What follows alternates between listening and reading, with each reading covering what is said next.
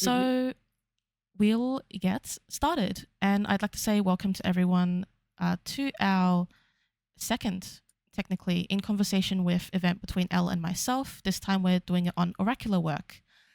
And we're very excited to be presenting this today.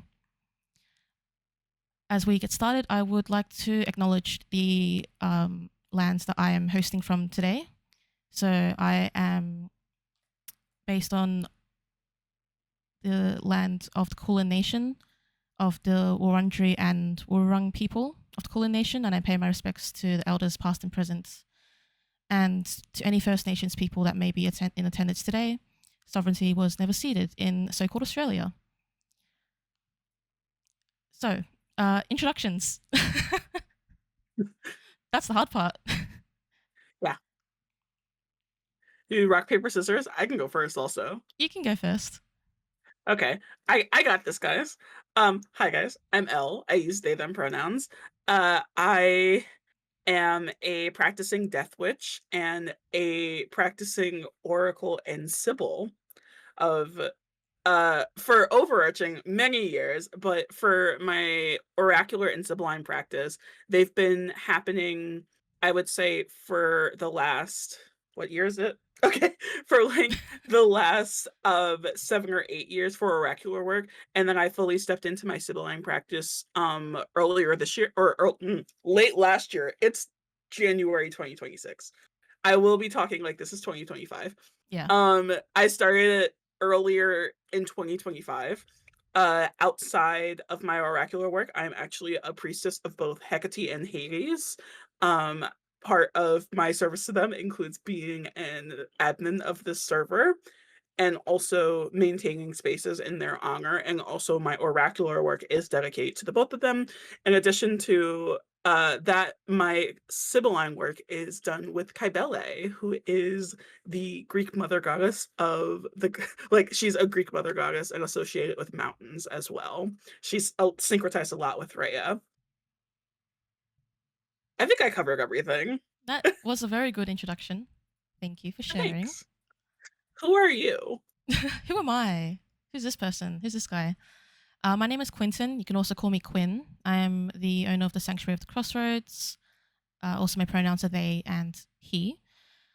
I am a practicing witch and also a devotional polytheist. I'm an omnist in belief, but I focus on the Hellenic pantheon and the Kemetic pantheon. So I worship the Greek gods and Egyptian gods. I have been practicing for about 7 years now.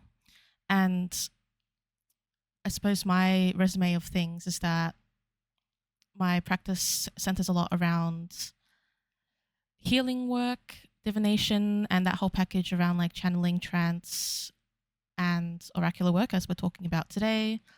Also, what I call realm walking, to the credit of Elle, which is essentially hedge riding or astral work, and uh, the the work around journeying in other realms and communing with spirits and deities for a variety of reasons, but usually associated with like healing and um, communication in general and facilitating that for other people.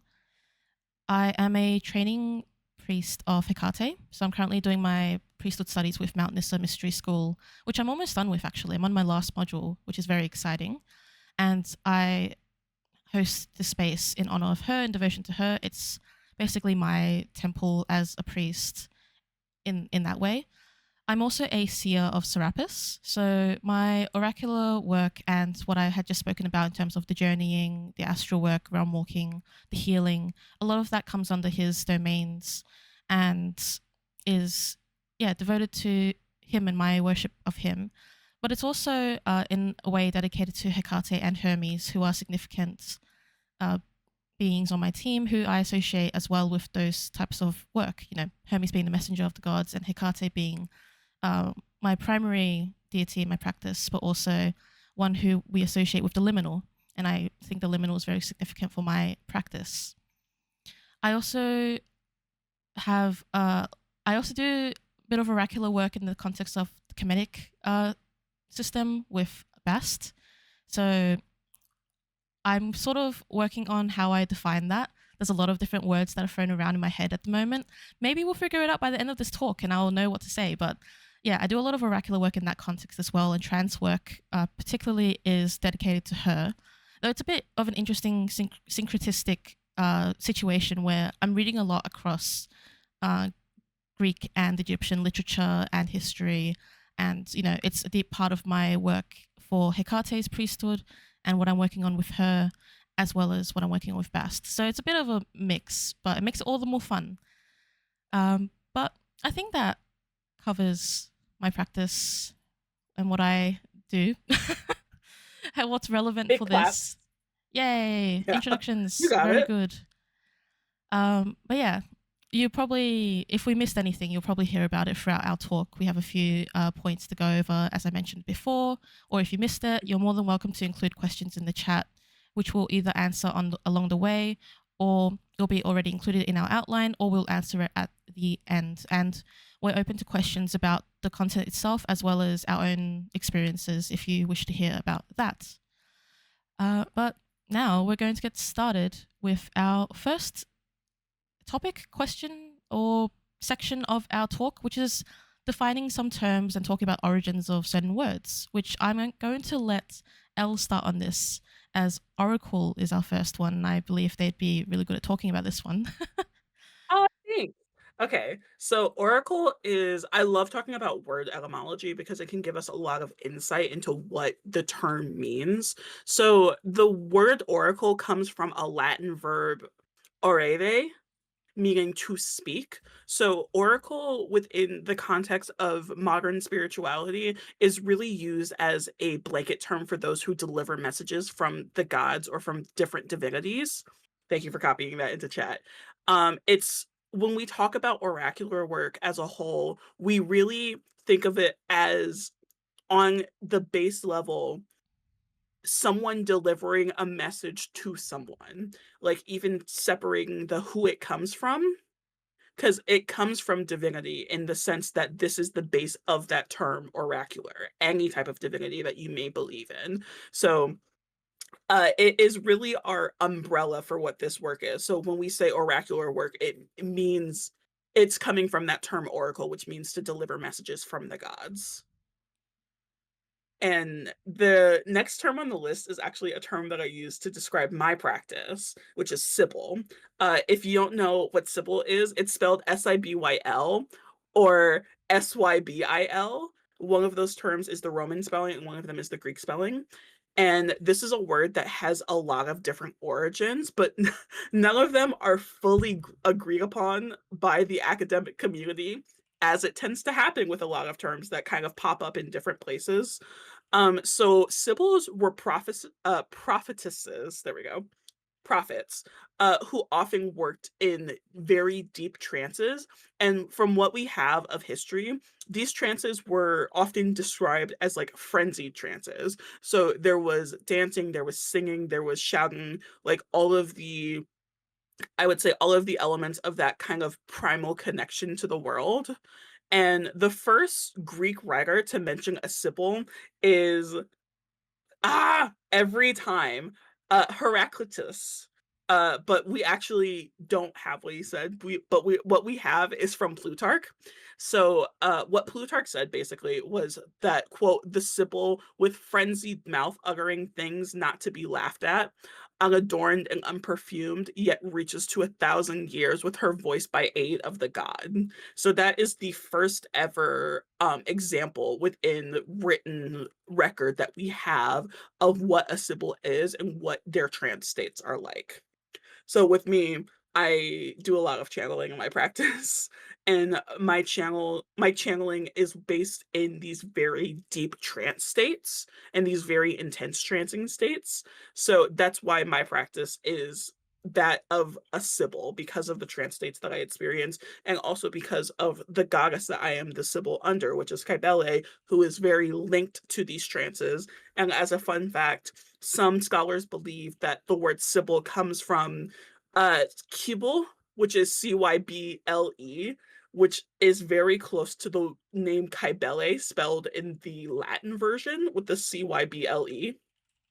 Bele, Kybele. So they link the term Sybil to that of Kybele, kind of connecting the two and making it so that Kybele is basically a goddess who can oversee Sibyls. So I talked a little bit about my practice as a Sybil, but you described one of your practices, that of a seer. What's a seer? Yes. What is a seer?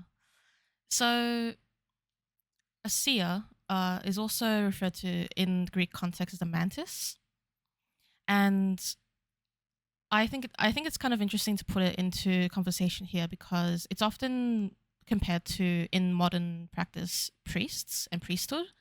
So you may notice if you're in certain spaces at least or pursuing a certain pathway that you may see people talking about, being a seer or an oracle or a mantis, and also if they're going to be like a priest or priestess or priestess.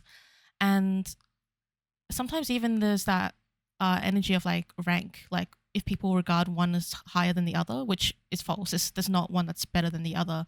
Even if you look at history and try to compare, like oh, who's closer to the gods or who does more, it's um, that's not so much the priority, I suppose, in speaking about this. But I wanted to, I guess, talk a bit more about what it means, especially if you've only seen the word and haven't really understood, like haven't been able to understand what it translates to or what they did. Um, and like, once again, speaking in the Greek context for this one at least, but at the end, there's a bit of a broader view. So the word mantis translates to one who divines, also a seer or prophet as well. The word that it originates from is mainesthai, which is be inspired. So that idea around inspiration for divination. And it does not come from the same origin as a praying mantis. So if you're wondering if a praying mantis, like the insect, is similar to a mantis in the Greek context, they come from different origins. But you can consider a seer or a mantis to be a divination specialist, such as how a Hydeus or Hydea, for basically the word priest, somewhat of a translation for priest in Greek, is a ritual specialist. So you can kind of differentiate a divination specialist between, or versus a ritual specialist. Typically, a mantis is described to be a person who interprets omens or signs, in ancient times being bird divination, entrails, or like the insides of animal sacrifices. And this is one of the environments or settings you can see that mix of priesthood and seers, where, for example, in an animal sacrifice ritual, you may have the priest leading that sacrifice, but then a seer or a mantis would be alongside there to interpret or divine from the entrails of the sacrifice. So they'd be side by side in a way. We can also broaden the view of seers in terms of like the idea around divine mania or divine inspiration, or this idea of trance states and channeling and entering an altered state of consciousness to divine or be inspired and gain wisdom, from a higher place from the gods. And some oracles in history were referred to as seers, which isn't necessarily an accurate, like, oh, this person is exactly a seer and this person is this and this person is this, right? We have people in history who were called seers and sibyls and prophets and all these other terms. And one thing to remember is that, for one, it's in an English context or even sometimes in a different language translated to English. And that back then they didn't necessarily have the same way that we define ourselves these days. So as you heard Elle and I choose our own words that we use to describe ourselves, though there's a lot of overlap in what we do. But at the same time, there's things that are like defined in like why we choose those words. As well as all these other facts around seers, there were traveling seers and stationed seers. So sometimes seers would be, stationed at a specific center or temple, and some would travel around. And Elle actually mentioned the other day when we were talking about this a really good point about how, war was something that, did harm and ravage and change a lot of civilizations and cities in that time. And so it made sense as well for seers to travel around, whether that be because where they were was under, siege or attack, or there was something happening, or they were to travel somewhere to advise and to be an asset to, you know, a group of people, a council, a government, etc. We also see the word seer outside of the context of, I suppose, reconstructed polytheistic religion or ancient religion, in that it is used as an like there can be equivalent words in other languages, cultures, faiths, and practices. And sometimes in the New Age sense, New Age meaning only meaning like in our modern practice, like that split into New Age spirituality, not so much in a negative connotation, but just to mark the timing. There can be this word seer without any devotional element, such as how one might be a priest of a deity or a seer of a deity. Someone may just identify as a seer, which can be different depending on what kind of communities you're in or what path you're walking. So sometimes I just call myself a seer without saying of Serapis, even though the path itself at large I dedicate to him, because I do see seership as not only a devotional path but a skill set of mine. To be able, for me, I use seer because my sight is very strong. So my spiritual sight, or you may call it the sight. So the sight, or clairvoyance is another way of saying it. My visual senses are my strongest and most prominently used in the work I do, and so seership is important there for me.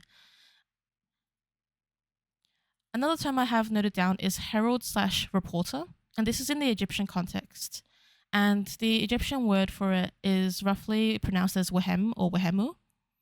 And this is a word that I found interesting in my own research about, like, what sort of titles and terms are out there in different contexts. And for me, as a Kemeticist, I wanted to look into the Egyptian context, where I'll touch on this later because there's a whole section about Egyptian history stuff. But this is one of the terms which I found interesting because it's largely a political role.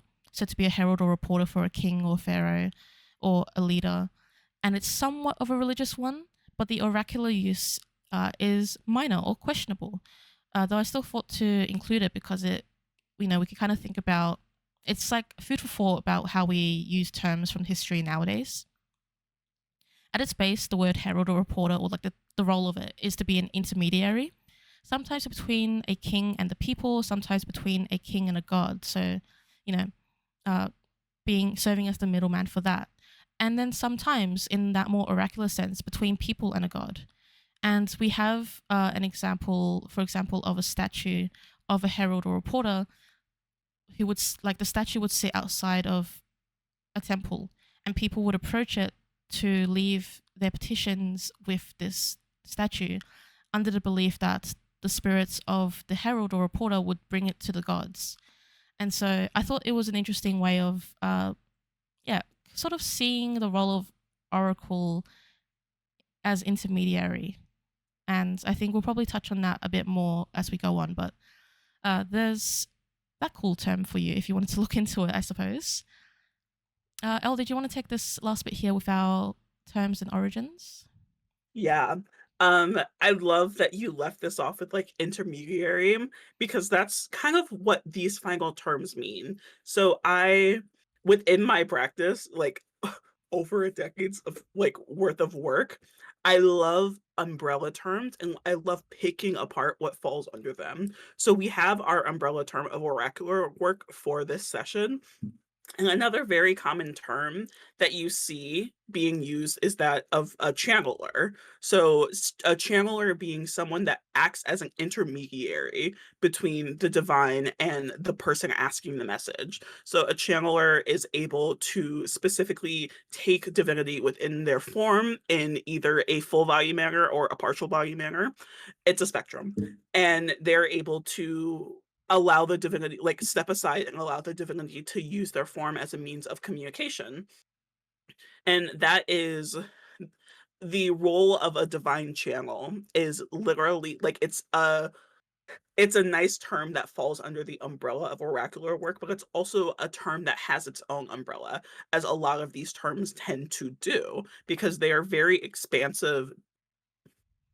I would say they're expansive in range because of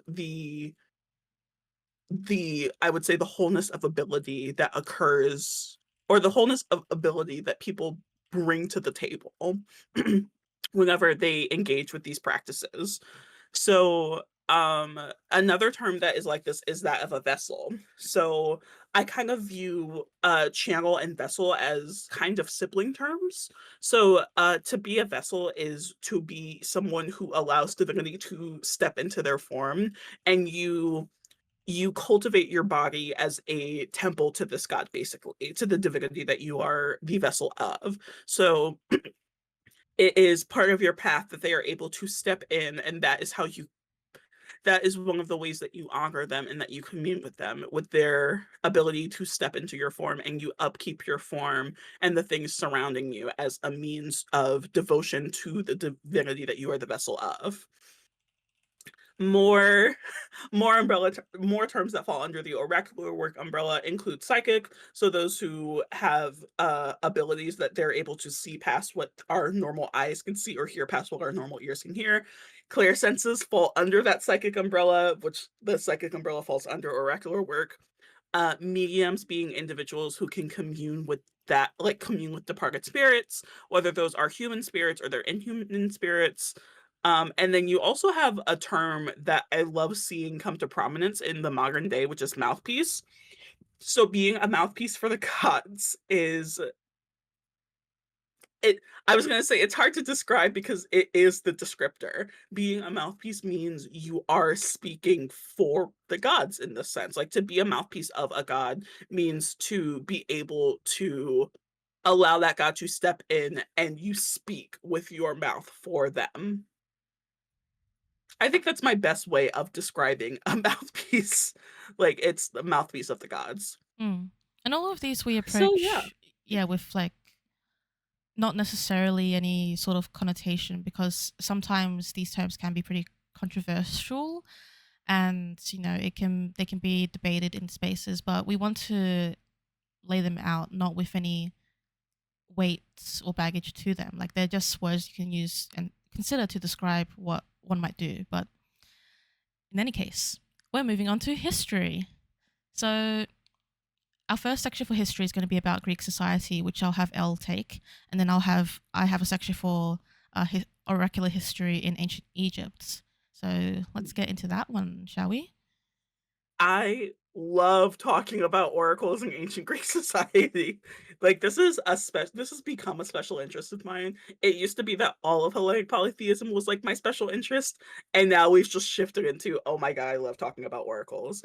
So within ancient Greek society, oracles were they were chosen by the gods, because we have to use that air quote because sometimes they were not chosen by the gods. So if you could receive any sort of message that was deemed from the gods with any sort of accuracy, and those around you noticed your ability to do that, you became an oracle. It's like it was seen as a very great honor. This is I'm also going to throw slide this in and just say the same thing was true of Roman society, ancient Roman society as well. Of just like, this is how oracles were selected in both societies. Like, if you had this ability and someone who was either a religious authority or adjacent to a religious authority saw this happen with their eyes, that was it. You're an oracle and you're going to go off to serve at a temple. And if you were already a priest at the temple, it was likely that they would have either already noticed this happening, or you're now being selected as an oracle for this temple. So basically, if anyone caught you doing anything that seemed to be oracular work and you were doing it really well, congratulations, you're an oracle. Of course, with a lot of Greek things where people are chosen, you can also buy your way into becoming an oracle. Um, you know, that's just one of the things that happens there. So, but the most common way was being selected by the gods, meaning someone saw you doing this, and now you're doing this for real this time. Like, for real, and endorsed by the state this time is what I mean. So, the position of an oracle was it was revered by society in a lot of places and kind of revered by society and also a little bit feared by the leadership of that society in other places. So an oracle was really someone who was able to respond to the questions that citizens had. And so like not just citizens, but also like foreigners and rulers. And they were able to deliver messages with accuracy on issues relating to the future, but also issues that related to like personal issues, politics, war, their duties, just anything that you could think of asking an oracle, you would probably go see the oracle for. But it wasn't small stuff because consulting an oracle in ancient Greek society was a very big deal. So if you think about the remnants of the temples that we have today, you see a lot of them isolated from the rest of the cities in ancient Greece at least. So if you think about the Acropolis, how it sits on a hill and there aren't really any buildings around it, yeah, that's kind of how these temples were made. So getting to or some of these like some of the larger temples, and the larger temples were where a lot of these oracles were stationed. So it was always a journey to be able to get to these temples. So when you had to make a journey that was that big, you had to wait to make this journey as well because oracles didn't serve in their place of oracular work year round. A lot of oracles were probably stationed and open for business, quote unquote, at their temple for a few days out of the month or a few days out of the year.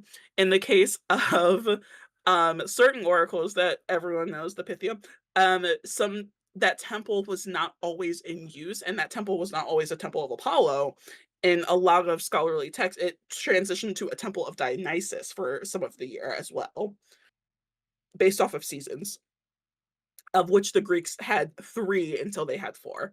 So it because these oracles were not open all of the time, you really had to plan your question and know that like what you needed was the guidance of an oracle.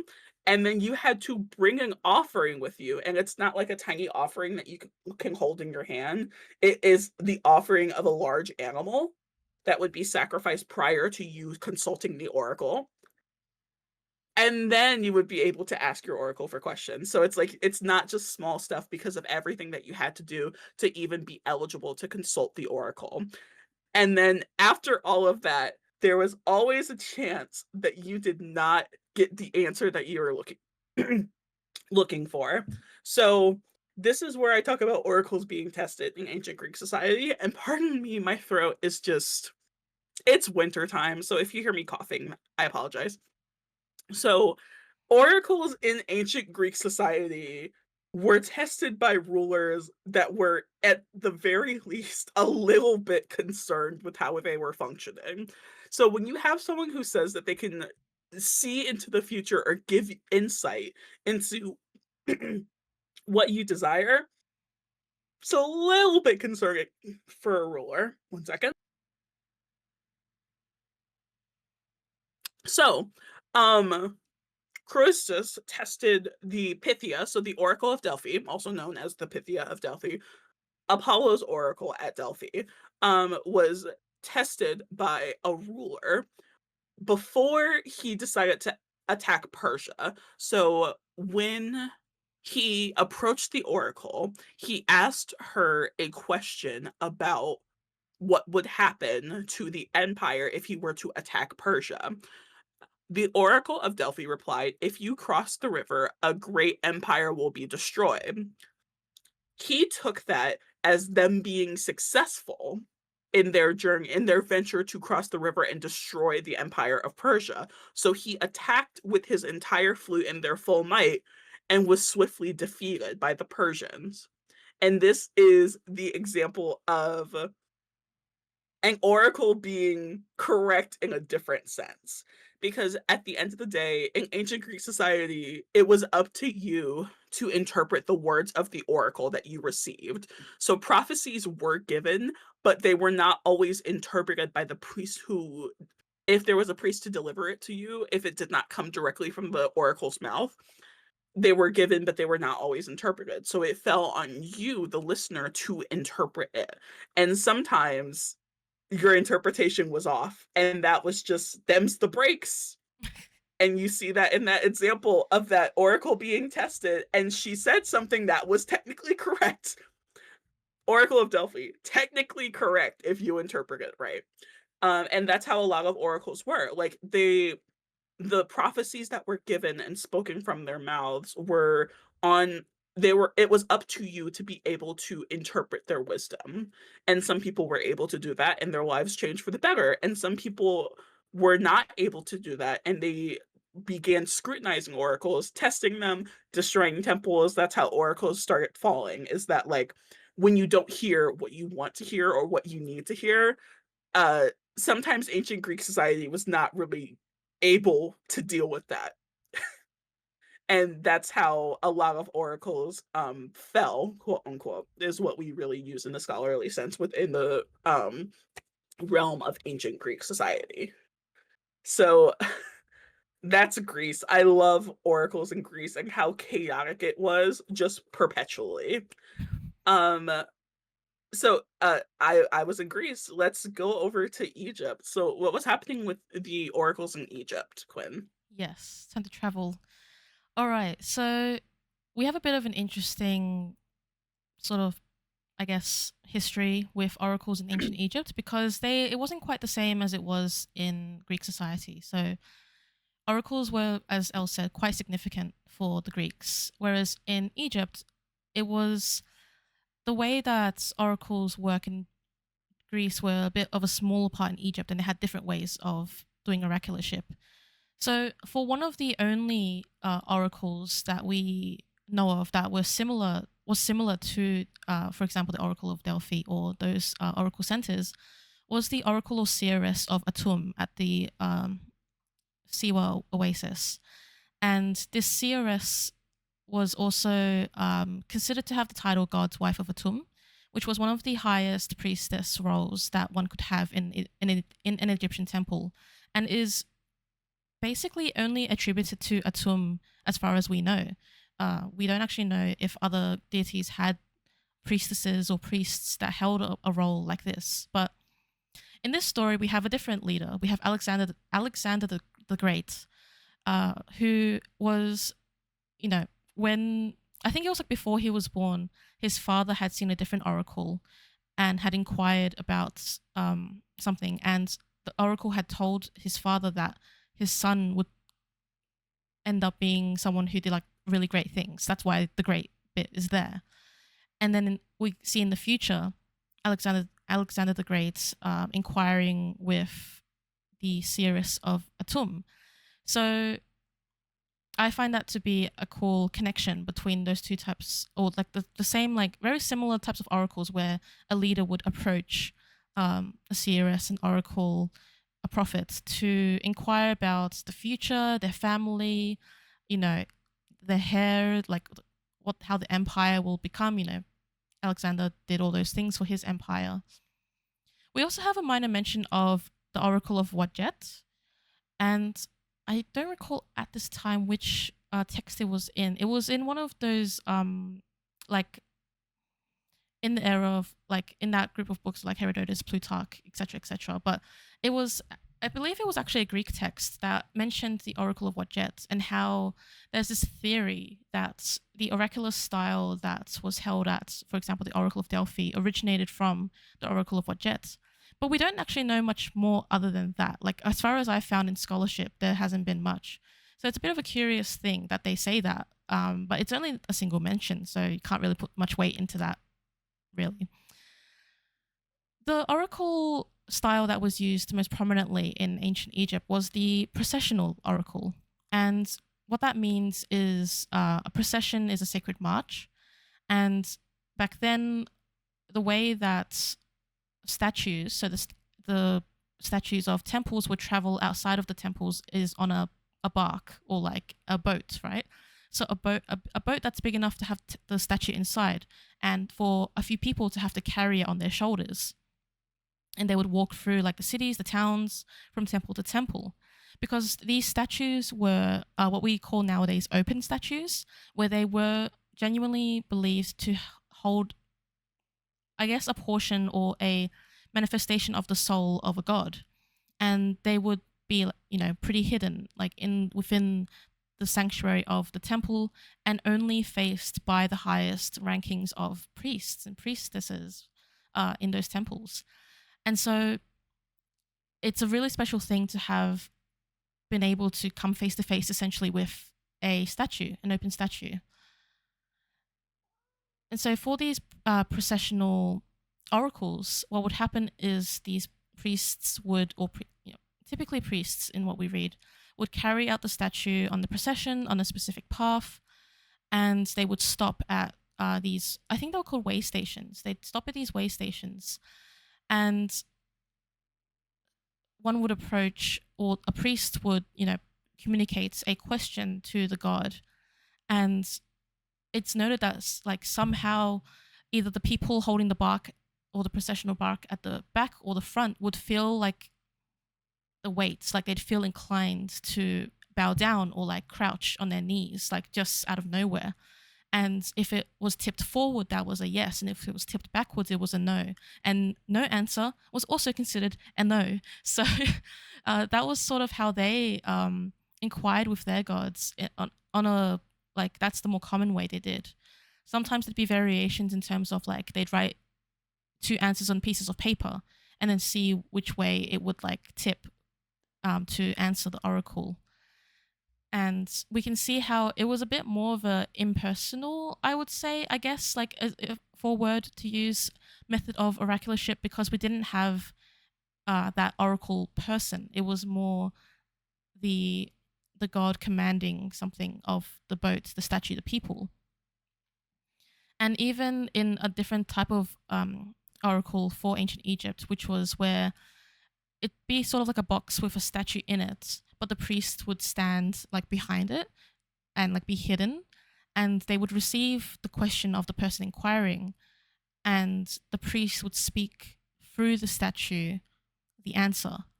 But we don't necessarily know if this was, for example, like in Greek context, in an inspired state or in the same oracular way that they did in ancient Greece. We just know that they, communicated the oracle, which could have been, from a drawing of lots, even, such as how we do divination with cards and other items nowadays, or referring to some sort of table or inquiring with other priests within that temple or building. And so we can see, very interestingly, I guess, a lack of history in that same way we see oracles in other places in the Mediterranean, but also some other interesting ways that they do it. I do find it a little interesting because a lot of places around the world, a lot of history, a lot of historical practices do include this sort of ecstatic prophecy practice. And so I do have this like kind of theory that it may have been one of those more hidden things, so a bit more into the mysteries, because in ancient Egypt they did have mysteries as well, as such as how we have mystery religion for ancient Greece. And it may have been one of those things that wasn't really spoken about or written down, even if it was, if the belief is that to approach even a statue of the god was of the highest rank, then what would it be to even vessel or house a deity in oneself, or to speak for a god from oneself? We can consider those things. But yeah, that's a bit of interesting history for that. And our next part in this section is about actually a couple famous oracles that Elle knows all about them. So I'm going to let Elle talk about this. Okay, you guys are gonna get the cliff notes for the first example of an oracle here. Uh, I say this with all the love in my heart. They're talked about too much. So, the first oracular site that we're gonna talk about is, of course, the Oracle of Delphi, which is it is the sanctuary to the god Apollo, and that is where his priestess, the Pythia, received prophecies delivered to be from the god, like delivered from Apollo himself. So these prophecies went on to influence kings, they influence individuals across the world, basically from 8 BCE, the 8th century BCE to the 4th century Common Era. So when I actually have a book here, and I looked down at it and I went, "Oh, I can just show this." So on the front of this text, which is a really good text on oracles, it's ancient Greek divination. This is actually the Temple of Apollo. This is what it looks like. It's just a few columns left on a raised foundation. That is the Oracle of Delphi at the Temple of Apollo. And something to note about this temple specifically, when I was talking about how oracle, like going to see an oracle was a very, very big moment for you, the Pythia was the biggest moment. Like, the Pythia really overshadowed a lot of the other oracles that were operating at the same time that the Pythia was operating because of the magnitude of individuals flocking to see the Pythia, the types of individuals. So, like, the Pythia overseed a lot of rulers that with names that we know to like know in this present day, but also how few days out of the year that the Pythia was actually there to give oracles. So, that is the cliff notes of the Oracle of Delphi. Uh, Oracle of Delphi, Pythia of Delphi, sometimes referred to as the Pythoness of Delphi in some translations. Really funny, like really fun as an oracular site. There's a lot to dig into there, and that's also one of the most well documented oracles that we have as a result of the Pythia's influence on ancient Greek society. Now, the next oracle is what I wanted to rush to. So, another oracle that was operating around the same time of the Pythia's operation was the Oracle of Dodona. So, the full name of this oracle, of course, being the Oracle of Zeus at Dodona. So, Dodona was the location and it was the Oracle of Zeus. So, we talk a lot about oracles as being utterances from humans. I like to think of oracles as nouns. So, an oracle is not only a person. Also, Quinn just touched on it as well, like with the consulting of lots, how that is also an oracle. An oracle is a noun. It's a person, it's a place, or it's a thing. The oracle of Zeus at Dodona was a place. So, with that place, it was settled high in the mountains, and there was a very large oak, or I believe beech grove there. We don't really, it's an oak grove now. So, there was a very large oak grove there. And the oracles that came from the oracle of Zeus at Dodona came in the form of rustling leaves, and you were meant to interpret the sound of the leaves there. I love this so much. Imagine that So, nowadays. I can actually. No, I do that in my own oracular practice as well when I'm standing outside. I will, receive oracles from Zeus during storms, the rustling of leaves, and it's really nice. So, the earliest mention that we have of Dodona is actually from Homer, but only Zeus is mentioned, even though Dodona has been a place that has housed, earth goddesses, quote, unquote, as well, including, either Rhea or Hera. It is hard to know because we don't have the specific goddess that was there. So, in the account from Homer, it was actually from the Iliad. So that's from 750 BCE, and it was a moment where Achilles was praying to High Zeus, Lord of Dodona. There we go. That's it. That's what we got. And then it's like living afar off, brooding over wintry Dodona.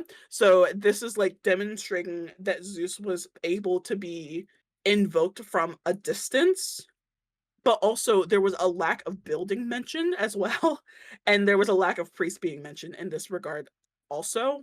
But over the centuries, we got more and more accounts of what actually happened at Dodona. There were priests and priestesses stationed at Dodona, and in present day, we have about 4,200 oracular tablets that we found at Dodona, and they're all, a lot of them are written in different alphabets to each other, and they're dated between the mid 6th century and the early 2nd centuries BCE. So there's a lot of tablets coming from there.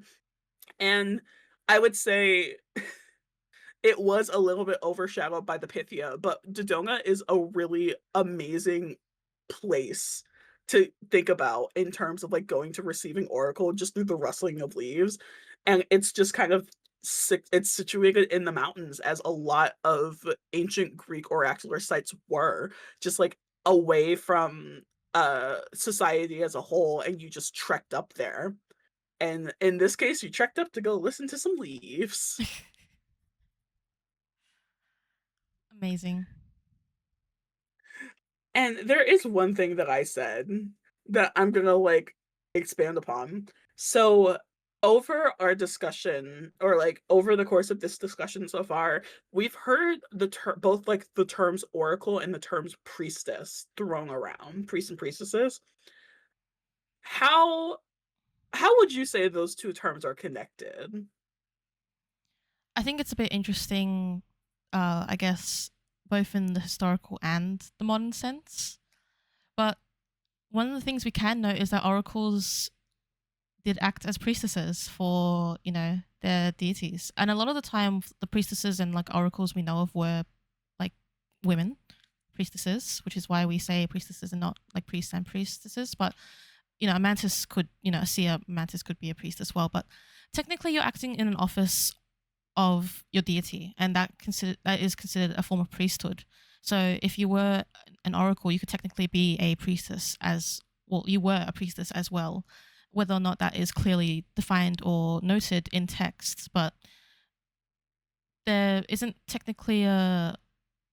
It's like not all priestesses are oracles, and not all oracles are like. And but priestess oracles are priestesses. Yeah, Mhm. that wraparound of things. So that's a small Square is note. a rectangle. Yeah, all that stuff. So, and we will touch a bit more on that later as well, because we're going to, after we talk about all this history stuff, we are talking about the modern context of things. So there's that. But for this last section about history, I wanted to talk about oracular tradition as part of mystery tradition or religion or rites or practice, depending on how you may want to call it. But basically, oracularship as part of mystery. And this is a mystery in the context of Greek mystery religion, at least, because that's something I've been studying for the last few months. And so that's the one I can best talk to. Mystery religion is a very interesting thing to define. And even nowadays, I still find it difficult because of, I guess essentially the more well known mysteries being the Eleusinian mysteries and Dionysian mysteries being the forerunners of like how we like research them. But mysteries are more than that too. And of course, being mysterious, we don't always have every detail about which ones existed and what they did. How I would describe mystery religion is a intentional ecstatic experience that is defined by an environment, set of standards and rites designed to serve a divine purpose, in that it might be to commune or unify in a sense with the divinities or divine, uh, or maintain something. So, in some senses, maintain something of the land or of our like world. And I say that meaning like in an agricultural sense because, for example, the Eleusinian mysteries and some other mysteries, they are associated with agriculture and the agricultural cycle. Of course, Demeter being significant in the Eleusinian mysteries as the goddess of agriculture. So we have that element. And what I've identified is that because of how the mysteries are basically a religion defined by closeness to divinity and producing or I guess interacting in a way that like affects our I guess like material or physical world, um, it can be oracular as well. So what I mean by that is that sometimes mysteries are used for sympathetic magic, what we call sympathetic magic, which was a form of magic in ancient Greece. It may not necessarily be called magic, but you know, things such as taking an oath and having a wax figure and then destroying the figure upon saying the oath, as if to say, if I break my oath, this is what's going to happen to me. That is a form of sympathetic magic, or like using sympathetic means of representing something and then a result happening of it. And for example, we have mystery rites, where, or I suppose like ecstatic rites that, for example, represented two sides. Like it was like a performance almost with two sides, and they would fight.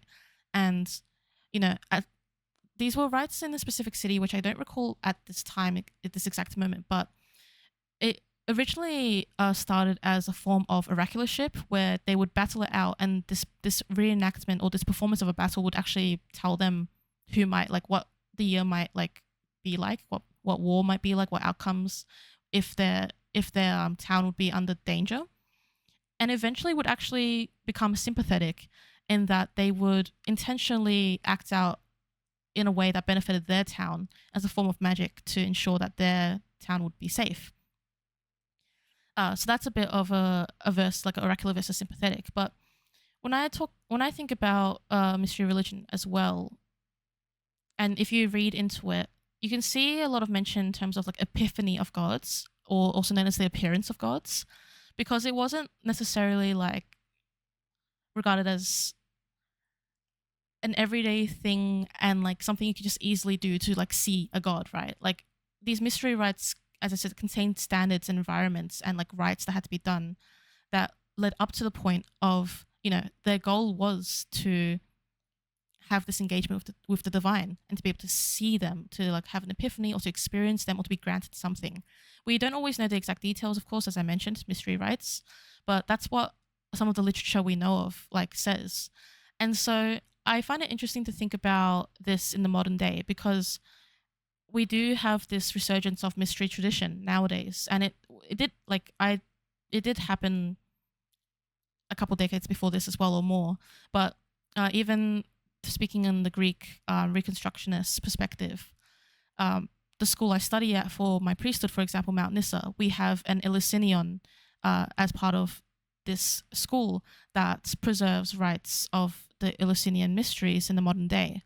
And we also have, as of last year, I always forget how to pronounce it, the Thesmophoria.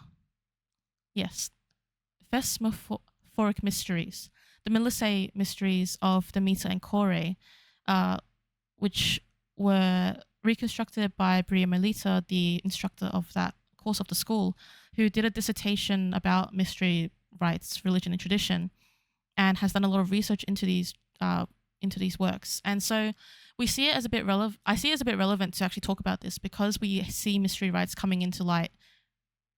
Well, not really, but like not really into light because you don't know all about the mystery, but they're happening, right? They're not just stuck in the ancient times. They're happening nowadays in covens, in schools, in these groups, mystery schools, and we can see how they can be used as a way of oracularship because in this container of mystery tradition, we can create rites that allow us to experience these quite profound epiphanies of gods and therefore gain some oracular knowledge from them through this.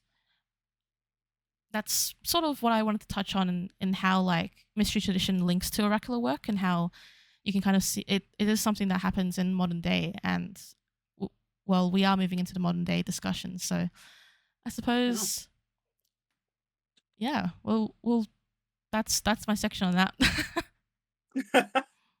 God, I love bringing these conversations into the modern day because the topics that we discuss and like how we pick these topics is just like what's in the community right now? Like what's the vibe trademark? Mm, And like knowing that these ancient practices don't just exist in the past, but like there are individuals and practitioners who are just bringing these amazing historical feats into the modern day and that a lot of them go unnoticed because of kind of the state of a lot of, I would say, modern day magical communities and like their views on what it means to bring something into the modern day and how like the how reconstruction like the reconstruction of ancient practices or the revitalization of ancient practices isn't always like upheld by a lot of modern groups. Sometimes things have to be made in the modern day for them to want to engage with them in the modern day. I just so like seeing this as a through line that brings us to the present day is just something that I love. And we watched this happen too for like our last in conversation with. It's just really nice. I'm just watching Prophet Kiki move. Okay. yep, So she's shifting. speaking of I love that she's been here the entire time. Um in my brain, I was like, "VOD watchers will see her." So, um, let's talk a little bit about gifts and abilities. So this is kind of shifting back into the Oracle as a person, like, as instead of the place for thing. Um, actually, but it also does span all of these other topics as well. Uh, what's your opinion on being born into this path? Ah, that's a it's a very relevant discussion because I think it's talked about like it's been talked about forever, right? This idea of being Mhm. born into something and skills, and even beyond that, like beyond the scope of these exact pathways, we see it talked about. For example, with clear senses, it's like people ask, "Do I need to be born with it? Do I need to be born into it?" My personal belief, well, yeah, my personal belief is kind of that funny, very Libra way of answering, which is that we don't actually like. I feel like we actually will never know if someone's genuinely born into something because Yeah. a lot of people who do have like these what we call psychic abilities and such, it you can't tell. Like, I don't think you can really tell like if they're born with it because we have like people theorizing that children are just more perceptible to those things, or children are just they have it and they grow out of it, or are they born with it, or is it based on culture? Like, is it because their cultural setting encouraged and like facilitate these? Is it that everyone can do it, but then a more sort of fear-based Christian-centric so-called Western view limits this and provide like kind of puts fear into people for having these abilities, Mhm. or is it that not everyone can do it? So I think there's a lot of questions there, and I like to stand in the belief that anyone could cultivate skills and cultivate the qualities, I suppose, of this. And when I say qualities, I mean that ability to be grounded, to let go, I suppose, of control, of being able to connect with something beyond yourself. Because, for example, like if you simply don't believe that there is something more, so if you're, I guess, like an atheist or someone who doesn't necessarily believe in something beyond, would you even allow yourself to be able to connect with something that sort of inherently assumes that there is something beyond to be able to pull from? It's kind of those sort of questions I think about when it comes to do you need to be born into anything? But the baseline being that I don't think we should prescribe that as the criteria because like it's something we emphasize a lot in a lot of things like jobs, skills, prodigy type things. Like, are you born into this skill? I don't think it's constructive to prescribe that, and I don't think you need to because I think they can be built. And if someone is genuinely wanting and intentionally wanting to walk a path that involves these skills, they are capable of doing so. Um, do you have any thoughts on that as well, Elf? Yeah, I feel very similarly to you as well, of like anyone can cultivate these skills and these qualities needed to walk this path. And when I think about discussions like this in the modern day, what my brain turns to is like the archetype of the quote natural born witch that you see in a lot of modern pagan practices like Wicca, Mm, where it's assumed that if you're someone who is born naturally with these gifts, that you're quote more powerful and that you have more access to these abilities that are seen as more exclusive, clairsenses being one of them. So kind of setting those who either fall into the archetype of like that natural born witch or even hereditary witches, setting them up on a pedestal within that practice and having that kind of seep into different practices that are not Wiccan practices inherently, but do but have been influenced by the creation of Wicca and are around today because of Wicca, because of that being public facing and kind of growing to prominence. By the way, if you need someone to tell you, like, you don't anyone in the audience, you don't need to be Wiccan to be any sort of magical practitioner. You can just practice in the same way that you don't have to be Wiccan to worship any of these gods. Like, Wicca is a religion, and these gods also fall into their own religion and their own spiritual practices that you're able to cultivate without calling yourself a Wiccan. So I when I think of, like, do I need to be born into this, my brain just immediately shoots to, like, natural born witches, Mhm. and knowing the era of witch blur I grew up in, it was, like, 2013 through 2015 witch blur. It wasn't good there, guys, on Tumblr. It was not good. You think witch talk is bad. So witch blur was worse. So you don't have to be born into anything. As long as you are willing to put in the time and the effort needed to cultivate and hone your skills, walk this path. Just be open to walking it and seeing what comes of it, I would say. Mm.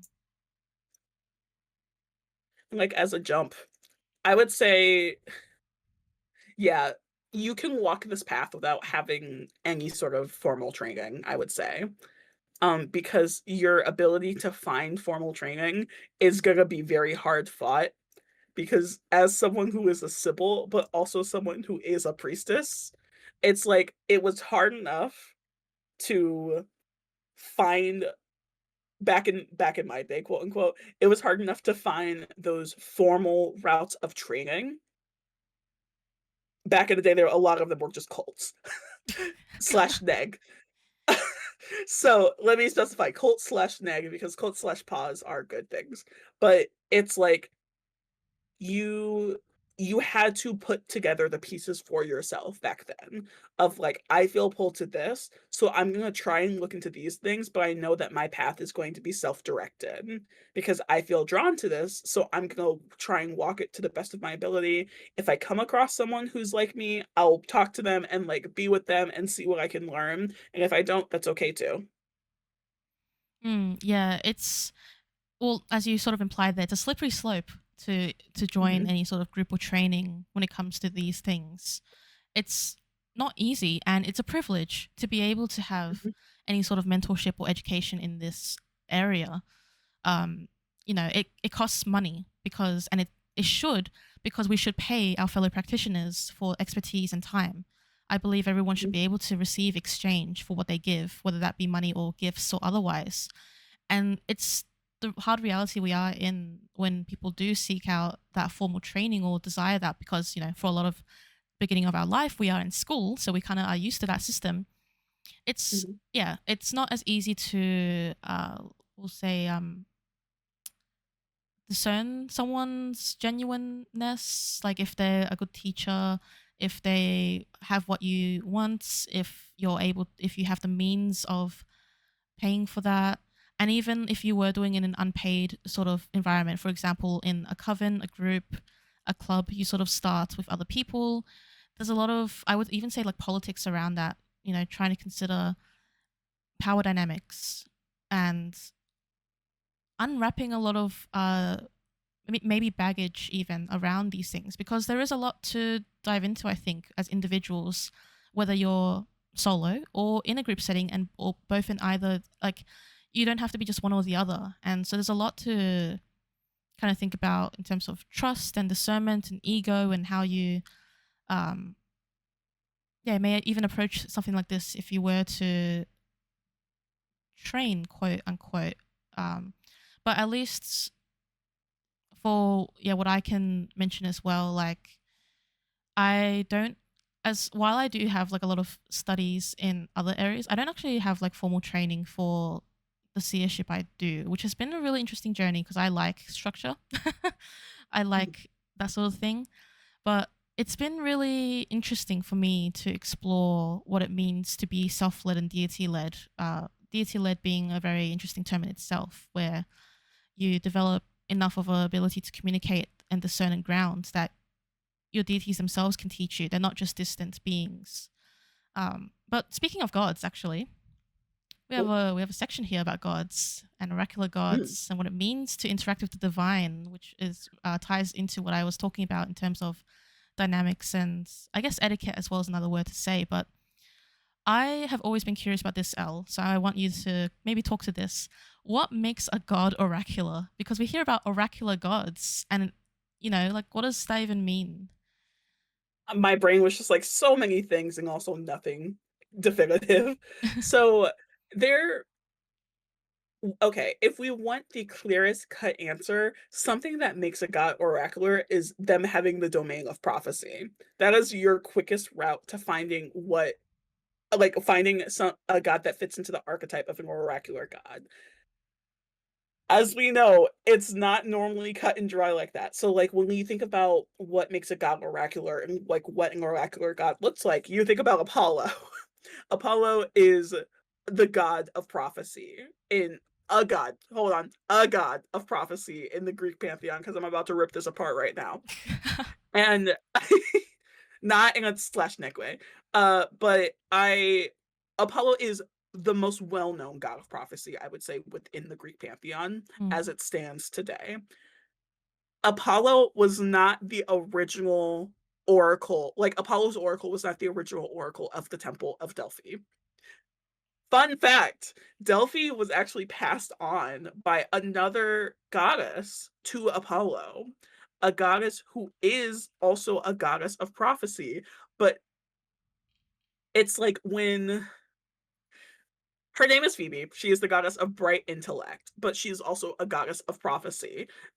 If you notice something about the name Phoebe, Phoebe, Phoebe, you notice that one of Apollo's names, Phoebus, is kind of really similar to that. They both stem from the same root. That's how, and they are, of course, cousins.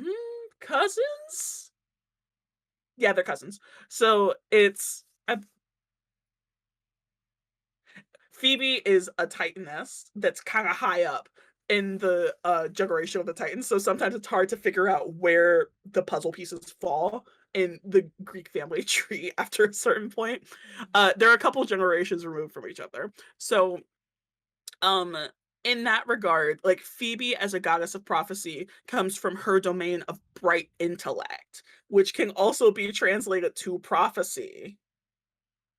So she's not necessarily originally she was not necessarily a goddess of prophecy, became associated with prophecies, and then you see gods who become associated with prophecy by nature of location. So when I talked about the oracle of Zeus at Dodona, I mentioned that there was an earth goddess present. Even though we have Zeus mentioned by name, there was also, after a certain point, a earth goddess there who had her oracle station, and how it could be a couple of goddesses.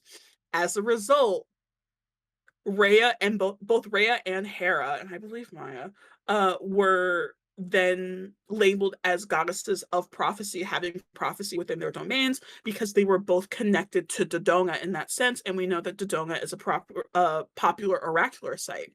So it's like the gods inherently having their domains that can be what defines them as an oracular god, but also as we as humans uncovering more information and trying to connect these dots, we can kind of label these gods as oracular gods as well. Now, whether or not they were seen as that in ancient Greek society is something that we may never know for certain. But what we're doing now in the modern day is connecting those pieces. And that's one of the I would say that's a really good example of us in the modern day connecting those pieces, connecting the pieces of like Rhea being a oracular god now because she's technically tied to Dodona, which is an oracular site. So either the god is has a domain in something like prophecy, or we as humans were like, okay, here are all the dots needed to connect them to them being an oracular god, so we're gonna do it. Mm. I Yeah, love that. amazing. I think that's a good way to define it, and sort of bring an insight on that. And I think it brings up this interesting question that I've seen before, in communities in different spaces. Is that like, oracular gods make sense? They have oracles. Oracle of Delphi for Apollo and for Phoebe, and you know, such and such. But can any god have an oracle? Like, if a god isn't really an oracular god, does it make sense for them to have an oracle? I love this. So any god can have oracles because I always think back to the quote of like we can't banish something to the like this can never happen land, the never land, if we don't have information that's tangible in the modern day because we have not dug up all of ancient Greeks. We have not dug up all of ancient Egypt. We have not dug up all of anything that is not what it used to be back in the times that we call ancient. So, in that regard, I would say, yes, any god can have oracles because when this is back to the, like, person, place, or thing. Like, when you think about the oracle as a place or like, a person, place, or a thing, it's like the gods like, the gods have messages to be delivered and messages that can be carried by modern individuals into the modern day. It does not matter if that god is a god that traditionally had or has oracles. Anyone can carry a message from divinity into like to someone else, whether that's to like to themselves or someone else is what I meant to say. In that regard, yes, any god can have oracles because there is a message that is meant to be shared. And just because a god does not traditionally have oracles does not mean that that message does not need to be shared. Hmm. I think that's a great point to make because we might have some folks in here who are interested in that this sort of pathway and question now, wonder that, and I think it's a valid thing to wonder about as well. Well, I guess from my perspective, having seen it before, the question that we always like to include in sessions like this, because previously we've spoken about priesthood, and this time for oracular work, and I guess in the context of oracular work as a pathway, a modern pathway that one can pursue as an oracle of, or seer of, or sibyl of, the calling, being called to something. And I think we always take note to include this because it's something that people do wonder. And one of those things that I think sometimes either is not discussed enough or is discussed too much in a bit of a heated debate, what it means to be called. Mhm. For for what we always tend to say, we tend to hold the opinion that you don't need to necessarily have a call from a god, right? Like not not everyone who may walk this path, whether temporarily or permanently on their path, whether for like a single ritual or for, as a devotional path or oath, even, I don't believe that you need a God to be the only one who says yes to you to do it. And I think there is a bit of fear sometimes in the idea of, well, if I want to do this, I have to wait. I need to get a yes. Though it can be one of those things you can approach a deity about yourself, or even from my very funny experience, I guess. I think it's a bit funny. Sometimes you might like be doing things to doing things that contribute to the role that you will eventually hold, even if you don't realize it.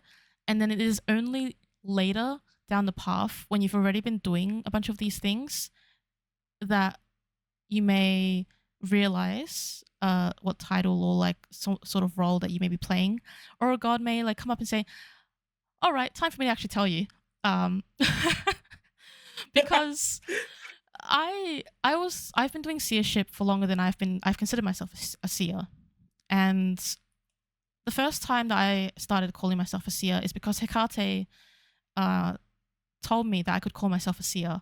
And then I asked her, "Oh, does that mean I'm a seer of of you?" Because at that time I only held the title of being a training priest of Hecate, and she is, as I mentioned, my patron, right? Like she's the one I hold highest in my practice, in my devotion. And so I asked her like, "Is it for you?" And she said, "Oh no, it's not for me." To paraphrase, it's not for her. Like it's not a path I'm meant to walk under her. It's not a path I'm meant to call hers. It's just it at that time it was just a description for me as a seer. Like she said, it describes what you do, and I was like, "Oh, okay." I guess, which was like I react that way because it's uncomfortable sometimes to like face that. It's like, oh well, is it because she doesn't want me?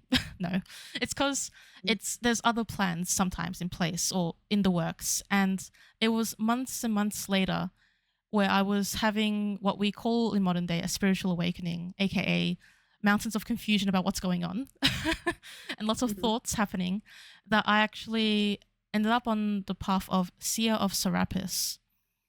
For those who don't know, Serapis being a Greco-Egyptian god of things like fate, sovereignty, the underworld, the sun, healing, of dream oracles. So in a sense, having a bit of an oracular element and prophecy element.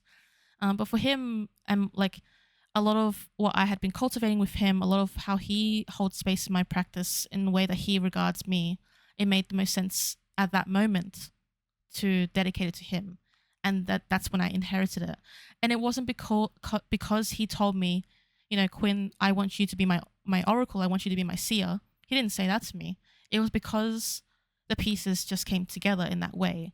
And that's how practice is sometimes. It is a moving being in itself. Like it's not something that you need to have a start and end point to, something that you know exactly what it's going to be. Like as I mentioned before, I'm still working out what terms I use for my practice with best. I can say it's like trance work. I might even say it's a bit of vessel work, but I don't know if I like the terms are kind of floating around. And even for her, it's not necessarily because she said, like she came up to me and said, Quinn, it's time for you to do this. Like, I want you to do this. It was a collaboration, I would say, between the two of us and something that we eased into. And even something that went unlabeled for a little bit, where she actually taught me how to do this form of trance work that I do with her. But we didn't call it anything except like we were doing it together. It was a form of us connecting. And then now it's becoming something more. So that's sort of my experience, in my opinion, about callings, is that it's more flexible than that. It's not as simple as being called to it by a god and a god confirming it to you. Though, as L words very well, it's responsible as well to gain confirmations if you believe a deity is trying to lead you on a path of sorts. But L, do you have anything to add about your experience around callings in this path? I do, and my experience is, I think, a cultural one that several individuals of the server can relate to. So, if you have not heard me say it, this is your first time hearing me say it. I grew up in the Black church, and within the Black church, there is a stress on calling. So when you are to do anything that is an active service within the Black Christian church specifically, this is not denominational, by the way, this is cultural, like the Black church as a cultural entity. It's like when you exist within that framework, you have to have a calling to do something basically, or you're seen as a fraud. So for me, being able to deconstruct that within my practice was something that I wanted to do off the bat because I was like, I hate feeling like I'm being pulled towards these things, but like I lack a formal calling from a God stepping forward and saying, "You," and then picking me up by my collar. Yep. Um, and I that's just something that's, like, for me, a carryover from Christianity from when I was a part of that. It's just like, "Shoot, I can approach this thing without having a God step forward." But for me, gods have stepped forward and picked me up by my collar and said, "You're gonna do this." So, when you talked about using a title as a descriptor, I kind of just, like, jumped out of myself Mm. because for a lot of the time within my practice, as I was trying to find a title that worked, I kind of swayed between oracle, sometimes prophet, like prophetess, like something, and then I kind of got to sibyl as a term, and that term was really a descriptor of the work that I was doing for Hecate specifically. It's not that like, occasionally, it would be said in passing that I was a sibyl of Hecate, but that term never really sat right with me or my spirit. Of just like, this kind of feels like I'm missing something because like, I'm just here. This is a term that describes what I do. Like, I'm a channeler, but that kind of doesn't really Sibyl is the term that I chose because it encompasses so much of what my practice as an oracle is. And then even Hecate stepping forward to just say, like, "Hey, you're not my Sibyl," in the most loving way possible. The way she did that to both of And us. Yeah. yeah, like, "This is a descriptor for you. You're trying to fit yourself into a box that I have not made for you." And she was like, "Just wait." And then that's when Kybele stepped forward in my practice, and she was basically like, "Hey," and smiled as she rung all of my alarm words and, like, kicked down my door.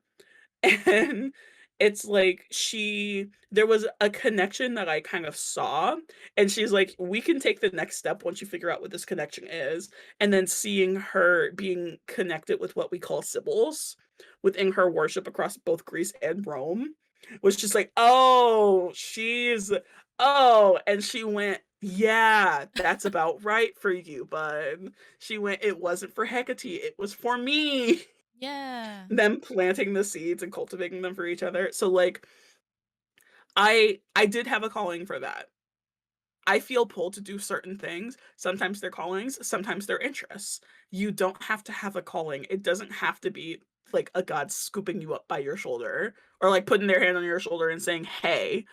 It's like you if you would like to approach a path and you are doing so very respectfully and genuinely, and you're doing it because you want because of any reason relating to you growing as a practitioner, engaging with the path in like a way that honors the path, do it.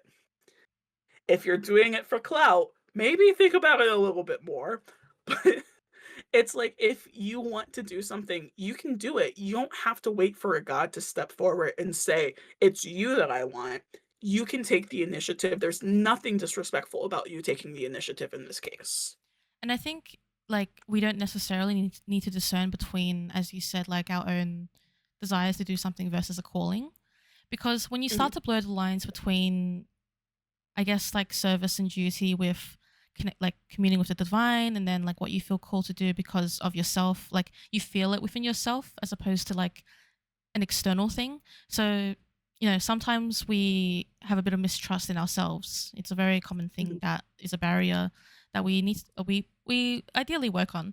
But that's why a lot of people seek confirmations as well. It's a good thing, by the way, to seek confirmation and a positive mhm. practice to gain external opinion from fellow practitioners or one who may be more advanced or even not more advanced. It could be on the same level or just someone that you trust. But I think, yeah, what you said about that idea of, you know, what you feel an urge to do, but also what you're called to, and then taking initiative. I think, yeah, sometimes we can get a bit caught up in trying to differentiate what's us and what's them. And the Yeah, lines can blur, and that's okay because, for a lot of what I aspire to do and what I do, it's I feel that mix of like it's me, it's part of me to do this. It's what I desire, it's what I see for myself. And then I also can feel the influence of my divinities, my deities saying this is where I want to see you. So, I think that's a good place to leave that unless anyone has questions they'd like to mention post that. But yeah. yeah, where should we go next in our agenda here? I would love to talk about the different ways that gods could appear because we've kind of like laid the groundwork for all of this oracular work. And I think this also tackles like oracles in the modern day, but just my brain is just like, we might need a part two.